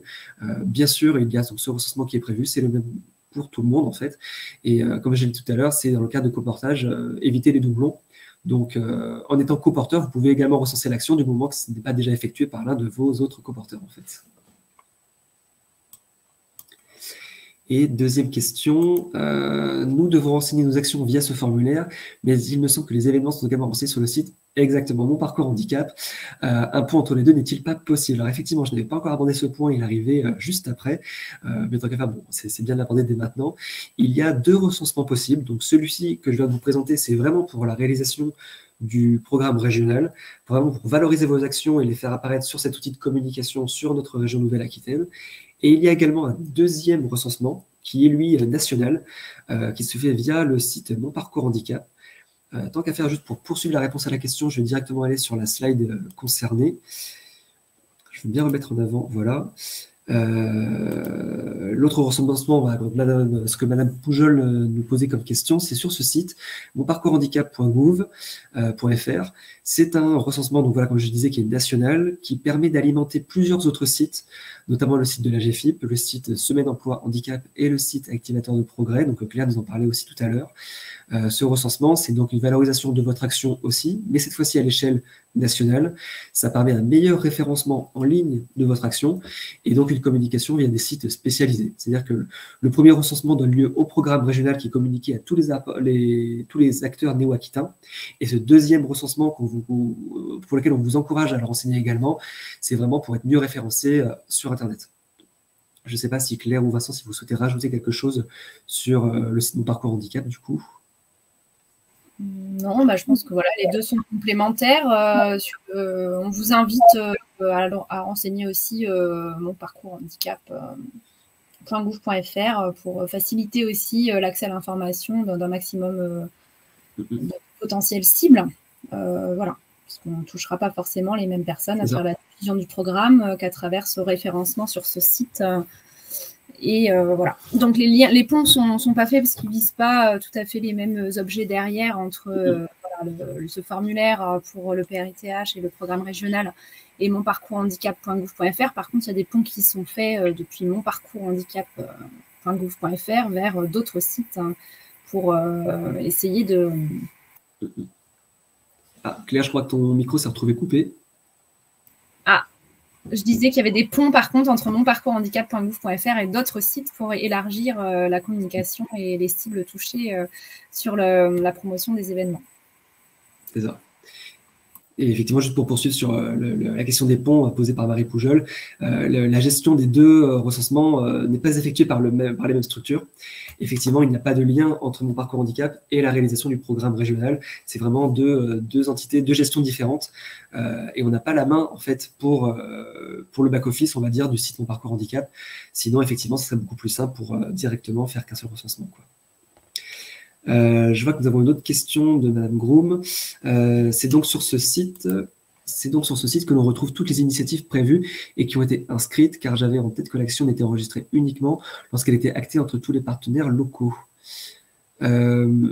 Alors, vous retrouvez en fait sur le site Mon Parcours Handicap et les sites qui y sont rattachés l'ensemble des actions effectivement qui seront inscrites, aussi bien en Nouvelle-Aquitaine qu'ailleurs, vu que ce recensement est national. Par contre, après, voilà, pour les actions néo-aquitaines, disons, notre recensement, ça je ne l'ai pas précisé ça aussi, le recensement néo-aquitain via le formulaire en ligne que je vous ai présenté juste avant, vous allez aussi retrouver toutes les actions prévues sur la région une fois que le programme a été édité, mais aussi avant l'édition du programme, il vous sera possible de visualiser les actions qui ont déjà été recensées via le site du PRTH Nouvelle-Aquitaine en fait. Une page dédiée sera créée pour que vous puissiez voir en amont l'état du recensement et mieux savoir ce qui peut se préparer sur votre territoire. Voilà, en espérant avoir répondu à votre question du coup. Et effectivement, donc ça rapporte à la question un petit peu de l'accessibilité numérique que souligne Antoine Duverneuil. Effectivement, c'est des améliorations que l'on pourrait chercher à apporter pour les éditions prochaines. Mais malheureusement, voilà, comme vous le disiez, entre les deux sites de recensement, la gestion est totalement séparée en fait. Peut-être apporter une précision par rapport à la question qui était posée aussi. Mon parcours handicap, c'est des actions finalisées qui sont inscrites que quand l'opération va avoir lieu, on sait tout exactement, etc. C'est pour mettre en visibilité du public. Alors c'est vrai que le recensement sert aussi la coordination locale. C'est pour ça qu'il vous est mis à disposition des fichiers intermédiaires aussi pour savoir ce qui se fait sur vos secteurs. Donc voilà, ça ne vise pas tout à fait non plus les mêmes objets. C'est ça. Du coup, je crois que sinon on n'a pas d'autres questions, pas d'autres remarques sur les deux types de recensement. On va pouvoir poursuivre sur un élément important auquel faisait référence une action que nous avions eu tout à l'heure, nous avions mis entre parenthèses du coup, sur la question du soutien financier. Donc, je le rappelle, voilà, dans le cadre du PRTH Nouvelle-Aquitaine, il vous est possible d'être soutenu financièrement dans le cadre de vos actions. On va vous expliquer maintenant voilà, comment ça fonctionne.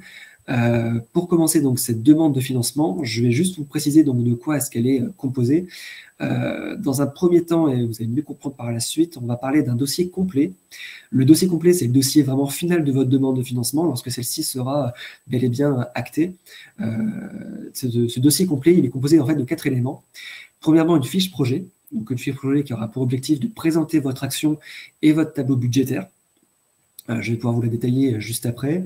Dans ce dossier de financement, il y a également le formulaire de demande d'intervention AGFIP, que je vais vous projeter également. Et donc, en plus de ces 2 éléments, on en a 2 autres qui sont importants. Votre RIB, évidemment, sinon ça n'ira pas bien loin, et vos devis, donc les devis qui sont des éléments importants pour la phase finale de la demande de financement.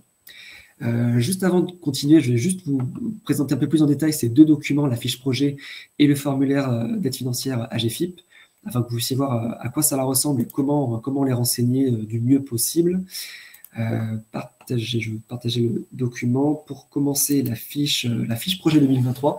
Alors, ces éléments vous seront communiqués par mail juste après la réunion. Donc, si ce n'est pas très net, ne vous inquiétez pas, je pourrais vous l'envoyer. Sur cette fiche projet, il est question d'identifier quelle est votre structure et quel est l'interlocuteur. Ensuite, évidemment, pour une fiche projet, vous allez décrire votre action, nom du projet, les partenaires associés, la description succincte une fois de plus de l'événement et notamment à la fin, l'argumentaire motivé. Pourquoi cette demande de financement? Pourquoi est-ce que vous vous tournez vers nous pour avoir un soutien financier? Et enfin, élément très important de cette fiche projet, c'est le tableau budgétaire que vous avez là. Sur ce tableau budgétaire, vous retrouvez donc effectivement par rapport à votre projet, l'idée c'est de nous présenter quels sont les frais pour lesquels vous nous sollicitez, avec le détail, donc savoir quel est le prestataire, numéro de devis, le montant. Alors là, effectivement, pour bien vous expliquer, qu'il soit bien clair, on va le voir ensuite, il y aura cette année, contrairement aux années précédentes, 2 étapes dans la démarche, dans la demande de financement. Première étape, le fait de proposer un budget prévisionnel. Deuxième étape, le fait de proposer un budget consolidé. Je vais revenir dessus juste après. Donc, vous avez là les colonnes pour indiquer le montant estimatif et le montant total selon la période où vous serez. Ensuite, vous avez la part d'autofinancement, la part de cofinancement avec les sources, et enfin, le montant demandé à la fois estimatif et définitif. On a vraiment une première partie montant total du budget et à la fin, le montant demandé. S'il y a des questions sur le renseignement des outils, alors n'hésitez pas bien sûr aujourd'hui à nous poser vos questions, mais dans tous les cas, même après cette réunion, n'hésitez pas à vous tourner vers la coordination du PRTH Nouvelle-Aquitaine et vers vos interlocuteurs, que sont Virginie Cazot, Hélène Racionero et moi-même. On pourra vous accompagner dans le renseignement de votre document et dans la complétude de votre dossier du coup. Alors, du coup, je ne vais pas m'attarder sur cet outil. Avant de répondre aux questions, je vois que les questions commencent à arriver. Je vais juste projeter le deuxième outil qui concerne le formulaire de demande d'intervention AGFIP, qui est nouveau cette année. Je le retrouve ici. Alors, Claire et Vincent, n'hésitez pas s'il y a besoin de compléter. Formulaire de demande d'aide financière AGFIP, du coup, qu'il est important de renseigner également pour votre demande de financement. Mais tout sur ce document n'est pas à renseigner. Vous avez besoin pour une action SEPH de renseigner sur la première page, déjà de préciser qu'il s'agit d'une demande déposée par un établissement, donc on va dire le cadre à droite, et de préciser que c'est pour une action SEPH. Il s'agira ensuite de renseigner le volet financier qui est en bas de la première page. Suite à cette première page, il n'y a, alors dites-moi si je me trompe au cas où Claire et Vincent, mais il n'y a rien à renseigner sur la page 2 ni sur la page 3. Non. Et on se rejoint du coup sur la page 4. Page 4, il s'agira de renseigner quelle est votre structure et quel est l'interlocuteur par rapport à la demande. Donc identification, coordonnées d'établissement, interlocuteur principal, responsable légal de l'établissement. Je ne pense pas qu'il y ait forcément besoin de préciser s'il y a un accord agréé. Claire, ça c'est plus pour d'autres demandes, pas forcément pour ce cas-là. Oui, après, c'est important de renseigner ces informations parce que derrière nous, ça nous permet en fait d'avoir un compte, pas un compte client, mais un compte organisme, quoi. Donc voilà, si vous avez les informations, vous nous les fournissez. Et tu disais que c'était nouveau, c'est qu'il est revu par rapport à notre transformation digitale en cours. Donc, c'est vrai que là, il paraît conséquent, mais en fait, vous n'avez pas toutes les informations à renseigner. Par contre, on a des informations à vous faire renseigner pour pouvoir créer correctement votre compte, gérer après la demande de subvention que vous nous faites et que vous puissiez aussi lire et accepter les conditions générales d'intervention de l'AGFIP quand on demande des fonds à l'AGFIP. Donc, voilà, d'où le fait de renseigner ce formulaire également. Dont il y a des données que vous aurez déjà sur votre fiche action, mais voilà, il faudra... Faites votre fiche action correctement. Vous pourrez réutiliser les données sur la demande d'intervention AGFIP, sur mon parcours handicap, sur les différents outils de recensement. Effectivement, on redemande parfois des informations, mais c'est pour les renseigner dans différents outils. Ils sont traités par différentes personnes. Donc voilà, il faut quand même que ce soit renseigné correctement, y compris sur ce volet-là. C'est ça. Effectivement, comme disait Claire, c'est des éléments des fois qui peuvent revenir sur différents documents, mais une fois que c'est fait une première fois sur la fiche projet, vous n'avez plus qu'à reporter les mêmes normalement sur les autres documents en fait. Et juste pour terminer sur ce formulaire AGFIP, une fois que vous avez renseigné la page 1 et la page 4 uniquement, il vous suffit d'aller carrément jusqu'à la page 11 si je me souviens bien, c'est juste votre signature. Voilà, la signature, la date pour engager vraiment la demande en fait. Vous pouvez lire les deux pages, la page 10 et 11, puisque c'est nos conditions générales d'intervention sur lesquelles vous vous engagez en signant quand même. Ça peut être pas mal. Ça peut être important de les lire quand même. Il n'y a rien à renseigner, mais voilà, c'est bien de les lire aussi. Et globalement, c'est que vous vous engagez à réaliser l'action pour laquelle vous demandez de l'argent. C'est ça. Voilà. Juste, donc voilà, je vais quitter ce partage, je vais remettre juste le petit PowerPoint que nous avions avant de répondre aux questions du coup. Je vais revenir à la bonne slide. Je vois qu'il y a plusieurs questions sur les outils et sur les financements qui nous sont posés. À voir si on peut y répondre dès maintenant ou si on poursuit sur la présentation parce qu'il y a d'autres éléments à vous communiquer.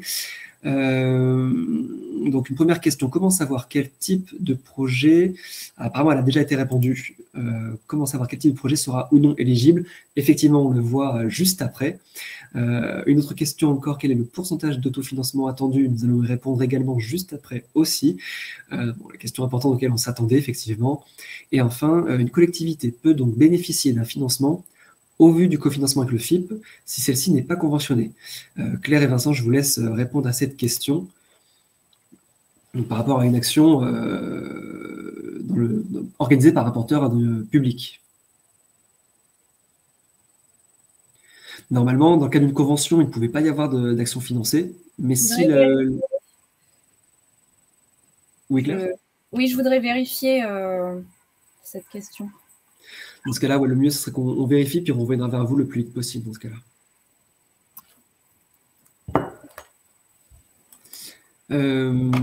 Donc, pour poursuivre sur la question de ce qui peut être financé ou pas et le pourcentage d'autofinancement, je vais laisser la main à Claire sur la slide suivante, où effectivement, on va pouvoir répondre à plusieurs de vos questions. Ah oui, je m'excuse pour la question sur le FIP. Je préfère vérifier avant de vous apporter des réponses. Donc effectivement, là, cette année, on va demander une part d'autofinancement d'au minimum 15% du coût total, donc sauf pour les structures Cap Emploi, dont l'activité en fait usuelle leur permet d'avoir de l'autofinancement sur les actions de la SEPH, on va dire, puisque c'est leur activité aussi habituelle. Cette part d'autofinancement, c'est de la valorisation que certains faisaient déjà les années précédentes ou d'autres pas. Ça peut être de la valorisation de mise à disposition de salles, de la valorisation de temps. Ça peut être voilà, tout un nombre de postes valorisables au titre de l'autofinancement. Et quand on est sur des actions coportées, le cofinancement d'autres partenaires est également requis. La valorisation d'autofinancement également, ou la valorisation d'autofinancement. Je ne sais pas si c'est clair du coup, mais si vous coportez un projet et que vous bénéficiez de prêts de salle ou de choses comme ça, c'est à valoriser avec le partenaire. Voilà, si c'est plus clair comme ça. Seront privilégiés donc des financements qui concernent la mise en accessibilité de l'événement et tout ce qui va concourir à la logistique de l'événement. Ou autre action entrant dans ces champs-là. Mais on va exclure en fait tout ce qui est objet promotionnel ou de décoration, puisqu'on vous propose soit d'utiliser la campagne, de rejoindre le réseau activateur de progrès dans lequel vous pouvez disposer de goodies, voilà, soit de ne pas en produire. L'idée, c'est d'avoir une cohérence en fait visuelle, une cohérence de message aussi. Et nous, on ne souhaite pas soutenir des objets promotionnels qui soient uniques et rattachés à un événement, une structure. Et l'aménagement d'espace aussi, stricto sensus, où les films et les vidéos strictement ne seraient pas pris en charge. Il faut que tout ça soit inscrit dans un projet plus large, qu'on ait une visibilité de l'événement, de son impact attendu et du coup, quel type de dépenses, le type de dépenses, à quoi il concourt pour la réussite de l'événement et son impact. On prendra en considération le montant de la sollicitation. Il est possible qu'on plafonne en fonction du nombre de sollicitations qu'on va avoir. Donc ça, c'est suite à l'expérience de l'année précédente. On a eu beaucoup de sollicitations avec des projets parfois conséquents. Donc, on a une estimation qu'on vous affiche aujourd'hui en plafonnement à 3 000 €. C'est en fonction des projets, bien évidemment aussi, et de l'enveloppe disponible. Mais on préfère vous dire qu'on est susceptible de plafonner à un moment donné en fonction des projets qui sont présentés et d'évaluer aussi le rapport entre le coût du projet, l'impact attendu et la destination de nos fonds, du coup. On va aussi prendre en considération l'ancrage territorial, c'est-à-dire soutenir des territoires où il y a peu d'actions, mais l'ancrage aussi, ça a été cité tout à l'heure par l'ADAPI, l'ancrage attendu avec une cohérence d'action sur un territoire et le coportage d'une action qui permet de mobiliser en nombre plusieurs réseaux d'acteurs autour d'un porteur, plutôt que plusieurs actions côte à côte qui seraient construites de manière cloisonnée. Et puis, bien sûr, s'inscrire dans les thématiques de la SEPH. Alors, ce n'est pas fermé, je le précise, parce que voilà, on vous les a présentés. Ce n'est pas complètement fermé et c'est suffisamment large aussi pour que les porteurs soient forts de propositions autour de ces sujets, donc thématique de l'accessibilité du numérique et puis tout ce qui est levier pour faciliter la rencontre entre la demande d'emploi et le demandeur d'emploi. C'est voilà, des thématiques suffisamment larges pour que vous puissiez vous y inscrire. On aura attention quand même à ce que voilà, ce ne soit pas sur des sujets complètement à côté et complètement hors cible de la SEPH, bien évidemment. Et puis sur tout ce qui est demande concernant la restauration, c'est un petit peu comme les dépenses exclues. On va... Pardon, si tu peux revenir sur... c'est pas moi qui ai touché le bouton. On va évaluer en fonction du projet. On ne veut pas juste financer 100% d'un buffet dont on a très peu de visibilité sur l'impact attendu ou l'action. Ce sera des dépenses qui seront regardées au regard du projet global et de l'impact attendu. Alors, sur présentation de devis, si c'est des dépenses importantes, je précise, si vous avez prévu d'acheter quelques chouquettes à la boulangerie, on ne vous demandera pas de devis. Par contre, si y a un budget important qui concerne la restauration, on est susceptible de vérifier que vous avez pu étudier les prix pour que ça ne coûte pas trop cher. Voilà. Je vois qu'on a une question justement dans le cadre du financement global du projet. Si le budget, entre guillemets, buffet représente plus de 30% du coût global, mais que nous arrivons à avoir une part d'autofinancement plus importante que 15%, le pourcentage buffet peut-il être revu? Je dirais que ça dépendra, ce sera analysé au cas par cas en fin de compte. Oui, c'est ça. En fait, on va regarder l'ensemble. On va regarder l'ensemble de ce qui est proposé. On vous donne quelques références, que vous sachiez, que vous ayez des éléments de notre positionnement en tête. Et effectivement, après, on va regarder en fonction de chaque projet. Si vous voulez, globalement, l'idée par rapport à la restauration, c'était d'éviter que les subventions ne servent qu'à financer des buffets et des cocktails, en fait. C'est surtout pour éviter cet effet restauration, être sollicité que pour la restauration et non pas pour des éléments vraiment purement événementiels et sur des actions plus innovantes peut-être. Bien qu'après, un buffet fait toujours partie d'une action plus large. A priori, il n'y aurait pas d'autres questions, pas d'autres remarques sur les critères de financement. Ça peut toujours venir par la suite, dans ce cas-là, on reviendra dessus. Juste pour poursuivre sur l'aspect financement SEPH, on va arriver donc, à la nouvelle démarche des demandes de financement. Donc là-dessus, pour faire simple, sur les années précédentes, on vous demandait de nous transmettre votre demande de financement complète avec une date butoir qui était unique, et il fallait que la demande de financement puisse être 100% complète avec les fiches de renseignés, avec votre RIB et surtout avec l'ensemble des devis. Ça pouvait être compliqué pour plusieurs d'entre vous d'avoir l'ensemble des devis pour la date butoir de la demande de financement. Ce n'est pas toujours évident d'avoir les devis. Du coup, ce qui faisait aussi que certains d'entre vous pouvaient, entre guillemets, prendre des risques à s'engager sur des actions sans savoir encore si leur demande de financement allait être acceptée ou non. Ce qu'on a essayé de faire cette année, du coup, c'est de vous proposer cet autre fonctionnement avec deux grandes phases. Une première phase, donc comme vous le voyez, on va la détailler juste après, mais du coup, la première phase qui commence aujourd'hui et qui ira jusqu'au 8 septembre, c'est une phase où il est question de nous présenter un projet avec un budget prévisionnel. Donc une phase où il n'y aurait à renseigner que la fiche projet et avec des estimations par rapport au coût de votre action. Si vous avez les devis, transmettez-les nous. Si vous ne les avez pas encore, ce n'est pas grave. L'idée pour cette première phase qui donc dure jusqu'au 8 septembre, c'est que l'on puisse nous prendre connaissance des projets, c'est nous donner plus de visibilité et nous permettre d'anticiper par rapport aux contraintes budgétaires. Et ensuite, on pourra, selon votre demande, potentiellement vous donner des accords de principe. Et l'idée ici, c'est de vous faciliter la tâche dans le sens où, grâce à ces accords de principe, vous pourrez du coup ensuite vous engager sur vos actions sans pour autant attendre d'avoir 100% des devis. Ce qui permet d'un petit peu plus de sécuriser votre démarche pour vous et de vous faire gagner du temps. Et nous, de notre côté, gagner en visibilité et en répartition de l'enveloppe. Suite à cette première phase qui irait jusqu'au 8 septembre, arrive la seconde, du 9 septembre du coup jusqu'au 29 septembre, où là, par contre, on reviendra vers vous pour que vous puissiez nous transmettre un dossier complet afin d'officialiser la demande de financement et de pouvoir l'accepter ensuite. C'est-à-dire que sur cette deuxième phase, il s'agira de nous communiquer donc, le dossier complet qu'on vous a présenté tout à l'heure avec les 2 fiches, les devis, l'ensemble des devis pour le coup et le RIB. Et donc cette fois-ci, voilà, un budget consolidé.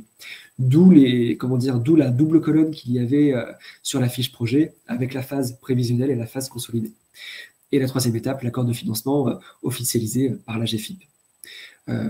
Pour s'attarder un peu plus sur la première étape, donc jusqu'au 8 septembre, il y a des dates de commission de financement qui vous sont communiquées dès aujourd'hui. Il vous est possible, voilà, c'est bien marqué, il vous est possible de recevoir un accord de principe dès ces commissions. Il y en aura une au mois de juin, le 26 juin, une le 24 juillet et une le 11 septembre, donc quasiment une par mois, avant la commission finale du 2 octobre. Ce qui veut dire que si vous avez donc l'occasion de déjà réfléchir à vos actions SEPH, vous pouvez d'ores et déjà essayer de monter votre projet avec les différents coûts que cela occasionnerait, faire un estimatif de ces coûts, dans la mesure du possible, obtenir les devis, mais si ce n'est pas encore le cas, je le répète, c'est pas grave, avant le 8 septembre, et nous soumettre du coup par mail votre projet. Il s'agira donc de nous transmettre uniquement votre fiche projet avec le tableau, avec le budget prévisionnel de renseigner. Et voilà, dès les commissions que dont vous avez les dates ici, vous pourrez avoir un accord de principe, ce qui vous permettra de continuer. Ça permet aussi de préciser pour la deuxième phase que la date finale pour les demandes de financement, c'est le 29 septembre. Le 29 septembre est vraiment la date finale pour nous communiquer vos demandes de financement, sachant que la dernière commission aura lieu le lundi 2 octobre. Voilà. Pour l'instant, il n'y a pas d'autres questions. Bon, ce n'est pas trop tard, vous pouvez encore les poser. On va pouvoir détailler, donc on l'a un petit peu déjà fait, mais chacune de ces 3 étapes que vous avez là. Claire et Vincent, surtout, n'hésitez pas à intervenir si vous le souhaitez, du coup, pour ajouter des éléments. Donc, voilà, première étape, jusqu'au 8 septembre, vous nous envoyez un projet avec un budget prévisionnel, donc un estimatif des réalistes, bien sûr, des coûts. Vous transmettez votre fiche projet avec le budget prévisionnel à la coordination du PRITH, donc par mail, et il vous sera donc ensuite attribué, après analyse de votre demande, un accord de principe sur la nature des éléments à financer et sur les montants pouvant être soutenus. Là aussi, une fois de plus, pour vous accompagner dans la réalisation de votre projet et de votre demande, surtout, la coordination du PRITH, on est disponible pour pouvoir vous accompagner sur le renseignement de ces documents. Et ensuite, donc voilà, la deuxième étape qu'on a déjà détaillée. Oui, Kevin, par rapport à la nature des dépenses, c'est dans cette étape-là aussi que vous pourrez poser des questions plus précises. Oui. Comme ça a été présenté, est-ce que ce type de dépenses rentre, est-ce que cette part d'autofinancement convient, est-ce que est-ce que là, avec un projet plus précis, quoi. C'est ça. Voilà, on reste toujours disponible par mail et par téléphone si vous avez besoin pour toute question, bien sûr. Deuxième phase, comme on le disait, donc du 9 septembre, enfin tout le mois de septembre, c'est la deuxième phase, avec l'idée donc ici de déposer par contre un dossier complet. Donc, fiche projet avec budget consolidé, fiche d'intervention AGFIP, devis et RIB. Si vous aviez déjà obtenu un accord de principe, vous complétez le dossier ouvert et nous, on revient vers l'officialisation de votre demande. Soit vous n'aviez pas encore transmis de budget, on va dire, prévisionnel. C'est-à-dire que vous nous envoyez pour la toute première fois votre demande au mois de septembre. Et dans ce cas-là, donc votre dossier ne sera pas prioritaire. Il pourra être retenu, mais dans la limite, bien sûr, de l'enveloppe financière disponible. La priorité allant aux accords de principe, bien sûr. Et j'en profiterai peut-être pour ajouter un petit élément, alors un peu strict, mais parce que l'an dernier, on a eu quelques soucis sur cette dimension-là. La date du 29 septembre 2023 est vraiment une date ferme, au sens où d'abord, on a des modalités d'organisation qui ne permettent pas de valider au-delà de cette date, parce que ça nécessite un travail collégial qui réunit pas mal de personnes, première chose. Ensuite, il y a toute une démarche en amont et en aval administrative qui est restreinte au maximum de notre côté, mais du coup, on n'a plus aucune souplesse derrière.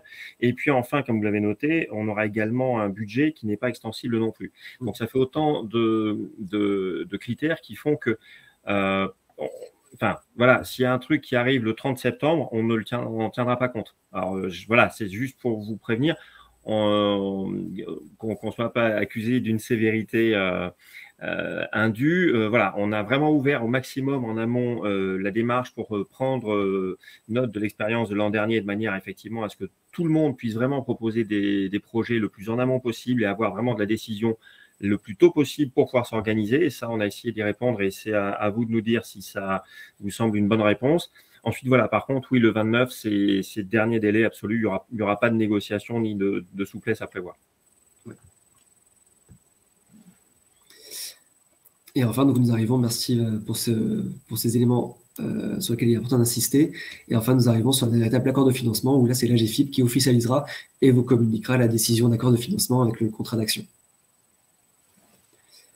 Là-dessus, je ne sais pas si Claire ou Vincent, s'il y a besoin peut-être de préciser un petit peu le contrat d'action ou ces dernières phases.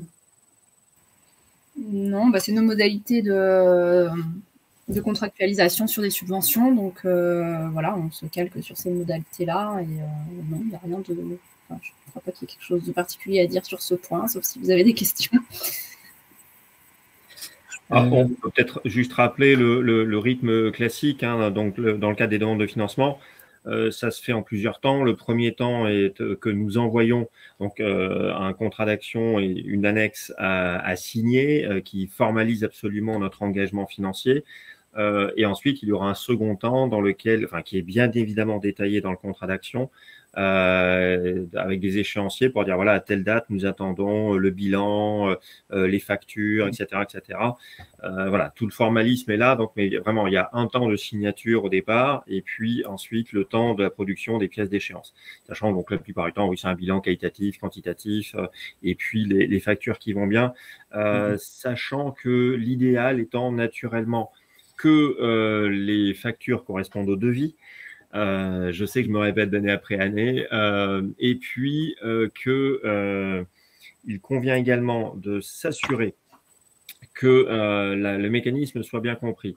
C'est-à-dire, et ça c'est la loi qui le précise, soit nous avons dit, voilà, pour tel élément, on financera à hauteur de 50%. Si finalement c'est plus cher que prévu. C'est-à-dire qu'on avait un devis, je ne sais pas, à 1 000 € et que finalement, la facture s'établit à 1 200 €, nous interviendrons à hauteur du montant prévu. Si par contre, on avait dit un accord pour, je sais pas, 50% de 1 000 € et que finalement c'est moins cher, on financera 50% du montant moins cher. Donc, je sais pas, c'est 800 €, on financera 400 € du montant prévu. Voilà, donc il y a une règle qui s'applique différemment selon que le montant final est éventuellement supérieur ou inférieur au montant produit sur le devis. Est-ce que ça suggère des questions? Est-ce que ça inspire des questions? Alors, après, oui, pas pour le moment. On a de nouveau une question sur autre chose, par contre, sur l'implication du FIP-HFP durant la SEPH. Donc là, ça dépend d'accord avec la GFIP, je vous laisse répondre. Mais effectivement, pas d'autres questions, en tout cas, sur l'accord de financement. Quelle est la question précisément? Alors, je la fais apparaître. Quelle est l'application du FIP-HFP durant la SEPH? Implication comment? En fait, c'est surtout par rapport, je pense, aux accords liés avec la GFIP par rapport au financement. À mon avis, la question pose davantage là-dessus. Après, le FIP-HFP... On a un partenariat, on a une convention avec le FIP, en fait, donc... il y a un certain nombre de choses qu'on gère pour le compte du FIP, y compris éventuellement des actions subventionnées, mais je ne saurais pas répondre précisément à cette question. Voilà. En fait, il y a une convention qui est signée au niveau national et au niveau régional, on a un petit peu moins de données là-dessus. Mais effectivement, au niveau national, oui, naturellement, le FIPH s'implique. Il y a une convention, etc., mais qui est en train d'être déterminé. Donc, c'est pour ça qu'on est un petit peu à sec sur la question aujourd'hui. Non, puis ça embarque pas que des actions de communication durant la SEPH, ça embarque tout ce qu'on peut cofinancer ensemble en termes d'offres de services, d'appui aux opérateurs. Donc, voilà, c'est un peu difficile de répondre de manière précise sur l'implication durant la SEPH. En tout cas, voilà, on travaille avec aussi les employeurs privés et publics pour cette SEPH en tout état de cause, puisque c'est quelque chose qui est co-construit, co-porté au titre des diverses actions que l'on porte avec le FIP et que l'on gère aussi pour le compte du FIP dans une certaine mesure. Voilà. Du coup, donc juste pour terminer sur cette partie financement, donc voilà, n'hésitez pas à revenir vers nous pour la complétude de vos dossiers, pour l'accompagnement dans votre démarche pour la demande de financement, et de nous adresser donc, du coup vos dossiers et à la coordination du PRTH Nouvelle-Aquitaine. Du coup, donc vous retrouvez là nos coordonnées. Donc selon votre département, selon votre secteur, pour le secteur sud, donc n'hésitez pas à contacter Virginie Cazot. Pour le secteur nord, Hélène Rationero, et pour le secteur est, moi-même. Vous retrouvez donc du coup nos adresses mail. Et on le répète, attention, votre demande complète doit être transmise au plus tard le 29 septembre à midi. Voilà, donc du coup, ça me rappelle aussi de vous préciser que par rapport au dossier, par rapport à la fiche projet SEPH, il est important que vous puissiez nous la communiquer sous format Word, ce qui nous facilite la tâche ensuite pour son instruction, on va dire. Voilà pour l'aspect financement. A priori, il n'y a pas d'autres questions, pas d'autres remarques. Claire et Vincent, a priori, c'est bon pour vous également sur cet aspect-là. Parfait. Du coup, on va bientôt arriver alors, à la fin de cette présentation, mais pas à la fin de la réunion pour autant. Du coup, donc là, juste un petit rétro-planning pour récapituler les différentes phases de la SEPH, enfin, de la préparation de la SEPH. Donc, dès aujourd'hui, vous allez retrouver sur le site du PRTH Nouvelle-Aquitaine, et ils vous seront aussi transmis par mail, les différents outils pour le recensement et les demandes de financement. On va en parler ensuite, juste après, les réunions de coordination territoriale qui auront lieu en visioconférence. Vous retrouvez une première fois les dates ici, donc pour le secteur nord, le 25 mai, le nord et l'est, le 1er juin et le 2 juin. Mais on va revenir en détail sur les slides juste après. Le 8 septembre, c'est la limite de transmission de votre budget prévisionnel, donc la première phase des demandes de financement avec des budgets estimatifs. Ensuite, nous avons le 29 septembre, donc date importante à la fois pour les dossiers de demande de financement complets, et c'est aussi la fin du recensement des actions. Donc ça aussi, je crois qu'on ne l'avait pas forcément précisé tout à l'heure, la fin du recensement sur le formulaire en ligne pour apparaître sur le programme régional sera le 29 septembre. Et enfin, ce qui est prévu grâce à ce recensement, c'est donc la communication du programme régional des actions SEPH en Nouvelle-Aquitaine, qui est prévu pour le 23 octobre, avant le début de la SEPH, le 20 novembre. Voilà pour ce petit rétro-planning. Tu l'as un peu redit, mais une nouvelle fois, donc l'outil de recensement concerne aussi les actions qui n'appellent pas de demande de financement. Oui, bien sûr. Voilà, ça vous permet effectivement de rentrer dans la dynamique régionale, dans les outils de valorisation, la communication du programme, etc. Donc, c'est vrai qu'on vient de passer pas mal de temps sur le financement, donc pour reboucler ce que tu nous as présenté au départ, l'outil de recensement comprend aussi des actions qui n'appelleraient pas des demandes de financement, des actions de tous ordres qui permettraient d'être valorisées auprès des publics pendant la semaine européenne pour l'emploi des personnes handicapées. Carrément. Demande de financement ou pas, n'hésitez pas à recenser votre action pour qu'elle puisse être partagée, qu'on puisse communiquer dessus du coup. Et ensuite, du coup, donc voilà, par rapport aux prochaines réunions que nous vous proposons, des réunions de coordination territoriale qui auront lieu en visioconférence, a priori via Zoom, où l'idée, en fait, ce sera cette fois-ci non pas de vous partager une information nécessaire à vos actions, mais cette fois-ci, l'idée sera de vous laisser vous exprimer sur vos idées, sur vos projets, par territoire, afin de pouvoir partager donc vos projets et de mieux vous coordonner pour rendre cette SEPH plus efficiente. L'idée est de pouvoir mieux s'organiser sur la semaine en fonction de vos projets, en fonction de votre thématique, en fonction de vos cibles, pour ne pas, par exemple, mobiliser les mêmes acteurs sur la même cible le même jour, pour ne pas forcément mobiliser les employeurs au même moment, sachant que c'est assez quand même compliqué de les avoir dès le début. C'est une réunion de coordination territoriale donc prévue le 25 mai à 10h pour le secteur sud, le 1er juin à 10h pour le secteur nord et le 2 juin à 10h aussi pour le secteur est.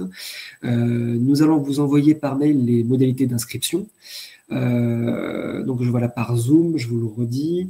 Il y aura une division par salle. Au programme, en fait, ce qui est prévu, c'est de vous présenter le kit de communication régionale. Ensuite, une division par salle des acteurs pour que vous puissiez échanger de manière territoriale. Et enfin, un retour en plénière pour pouvoir échanger sur les différentes actions pressenties. Donc l'idée, voilà, c'est vraiment que vous puissiez partager vos idées, vos projets, favoriser les partenariats et la coordination entre vous. Est-ce qu'il y a peut-être des questions sur ces différentes réunions territoriales, du coup, qui auront lieu du 25 mai au 2 juin? Je le reprécise au cas où ce sont des réunions qui se veulent territoriales. Si besoin est, vous pouvez évidemment vous inscrire à une réunion qui ne concernerait pas votre territoire. Mais voilà, par rapport à l'objectif, le mieux, ce serait d'être présent vraiment pour celle qui vous concerne, afin de pouvoir échanger sur entre les acteurs locaux. Je vois une question de M. Boissonneau. Alors non, ces réunions ne seront pas en présentiel, elles seront bien en distanciel. Théoriquement, elles seront organisées via Zoom, pour pouvoir faire des salles départementales plus facilement. N'hésitez pas s'il y a d'autres questions dessus. Une question de Madame Poujol. Il me semble que vous l'avez déjà indiqué, mais quand le kit de communication sera transmis? Alors, ce que l'on vise, voilà, c'est justement ces réunions de coordination territoriale. Donc, du coup, le 25 mai, dès la première, où nous pourrons vous communiquer, enfin, vous présenter le kit de communication et par la suite, à la fois vous l'envoyer par mail, mais aussi le mettre en téléchargement depuis le site du PRTH Nouvelle-Aquitaine. Une question de Fabienne Truff sur quel créneau horaire de 10h? Alors oui, c'est vrai qu'on n'a pas mis le créneau horaire, on vise 10h midi, 2 heures de réunion, sachant que l'idée c'est vraiment favoriser les temps d'échange sur chaque territoire et aussi un temps de restitution en plénière en fait. On vise bien un créneau 10h midi. Une autre question, y aura-t-il un retour bilan sur ces réunions si nous ne pouvons pas être présents? Oui, il y aura bien un bilan d'effectuer sur ces rencontres. N'hésitez pas, voilà, s'il y a d'autres questions. On arrive au temps d'échange suite à cette présentation. On arrive en soi à la fin de la présentation, on va dire institutionnelle, on va dire. Maintenant, place voilà, aux échanges, aux questions si vous en auriez. On sait qu'il y a des acteurs parmi vous qui ont déjà des idées d'action SEPH.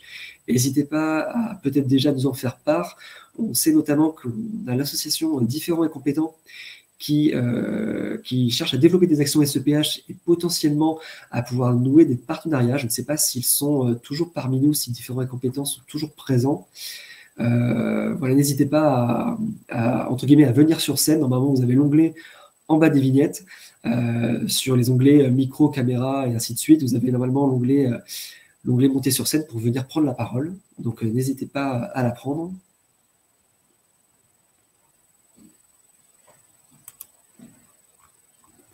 Alors, oui, alors nous avons Fabienne Truff qui nous rejoint.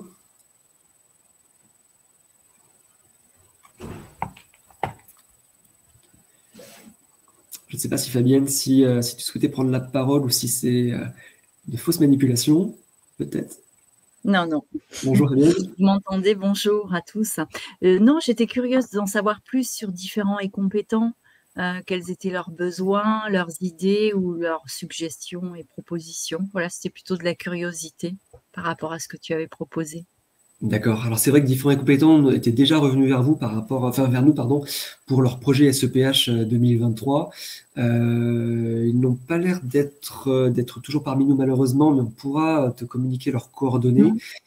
Juste, du coup, vu qu'ils sont absents, peut-être faire une toute petite annonce les concernant. Ah, si, peut-être qu'il y a quelqu'un. Ah, si, oui. Madame Loriot. Bonjour. Est-ce que vous m'entendez? Oui, très bien, oui. Bonjour, je suis Valentina Iorio, je suis la coordinatrice Différents et Compétents en Sud-Aquitaine. Voilà. Mon collègue Vincent Gérard du Limousin est également présent parmi les auditeurs. Et en effet, nous, on vous avait envoyé, Kevin, une proposition. Donc, on a une proposition à 2 niveaux. On proposait un stand, du coup, à intégrer dans un événement préexistant pour parler du dispositif et de la démarche que nous portons. Et nous avions également une proposition de table ronde pour faire parler les acteurs du dispositif. Voilà. Donc avec des témoignages d'entreprises, des témoignages de travailleurs. Voilà, on avait commencé à travailler sur un possible scénario, mais on n'est pas du tout encore au stade de finalisation, d'avoir tous les interlocuteurs, etc. Mais c'est vrai que du coup, nous, notre idée, c'était surtout de pouvoir trouver un partenaire pour que l'action soit intégrée dans un événement un petit peu plus vaste, parce que c'est vrai que le but, c'est de pouvoir toucher un maximum de public, surtout les entreprises. Du coup, le message à faire passer aujourd'hui pour vous, c'est que s'il y a des forums, des actions en public qui sont organisées sur la région, qu'ils n'hésitent pas à vous contacter pour que vous puissiez vous joindre à eux sous la forme soit d'une table ronde, soit d'un stand, par exemple. C'est ça. C'est ça. OK. Et puis, on pourra leur envoyer notre pré-scénario, voilà, et échanger éventuellement sur notre participation à d'autres niveaux également, si besoin. Ça marche. Oui, effectivement, il y a quand même de nombreux forums ou de nombreuses conférences qui sont organisées chaque année, donc qui sont toujours en recherche de nouveaux interlocuteurs, de nouveaux intervenants. Donc, n'hésitez pas à vous tourner, le cas échéant, vers différents et compétents. On pourra aussi être ressource. Il faut partager des coordonnées pour qu'ils puissent plus facilement prendre contact avec vous, du coup. Je crois qu'on n'a pas... Ah, si, on a peut-être des questions. Vos coordonnées. On pourra partager, Madame Loriot, on pourra partager vos coordonnées avec les personnes intéressées, du coup. Oui. Oui, tout à fait. Tout à Je fait. vois par rapport aux questions qui sont posées. Donc ça, effectivement, donc c'est OK. A priori, pas d'autres questions concernant différents et compétents. Le message, a priori, est OK. passé. Merci à vous. Merci. Merci beaucoup. Merci. Je vois une autre question concernant le Diodé. Madame Lescouzer qui n'a pas noté la date du Diodé, effectivement. Alors, Karine Blanconi, je ne sais pas si vous êtes toujours parmi nous, mais je crois qu'officiellement, il n'y a pas de date encore de donnée pour le Diodé 2023. Donc, si Karine, si vous êtes là, n'hésitez pas à nous rejoindre pour prendre la parole. Mais en tout cas, pour ma part, oui, officiellement, il n'y a pas encore eu de date retenue. Habituellement, le Diodé a lieu le jeudi. Le jeudi, la SEPH, depuis ces 3 dernières années, il y a de fortes chances pour que ce soit, j'imagine, la même chose en 2023, mais voilà, pas de date officielle, en tout cas, pour le moment.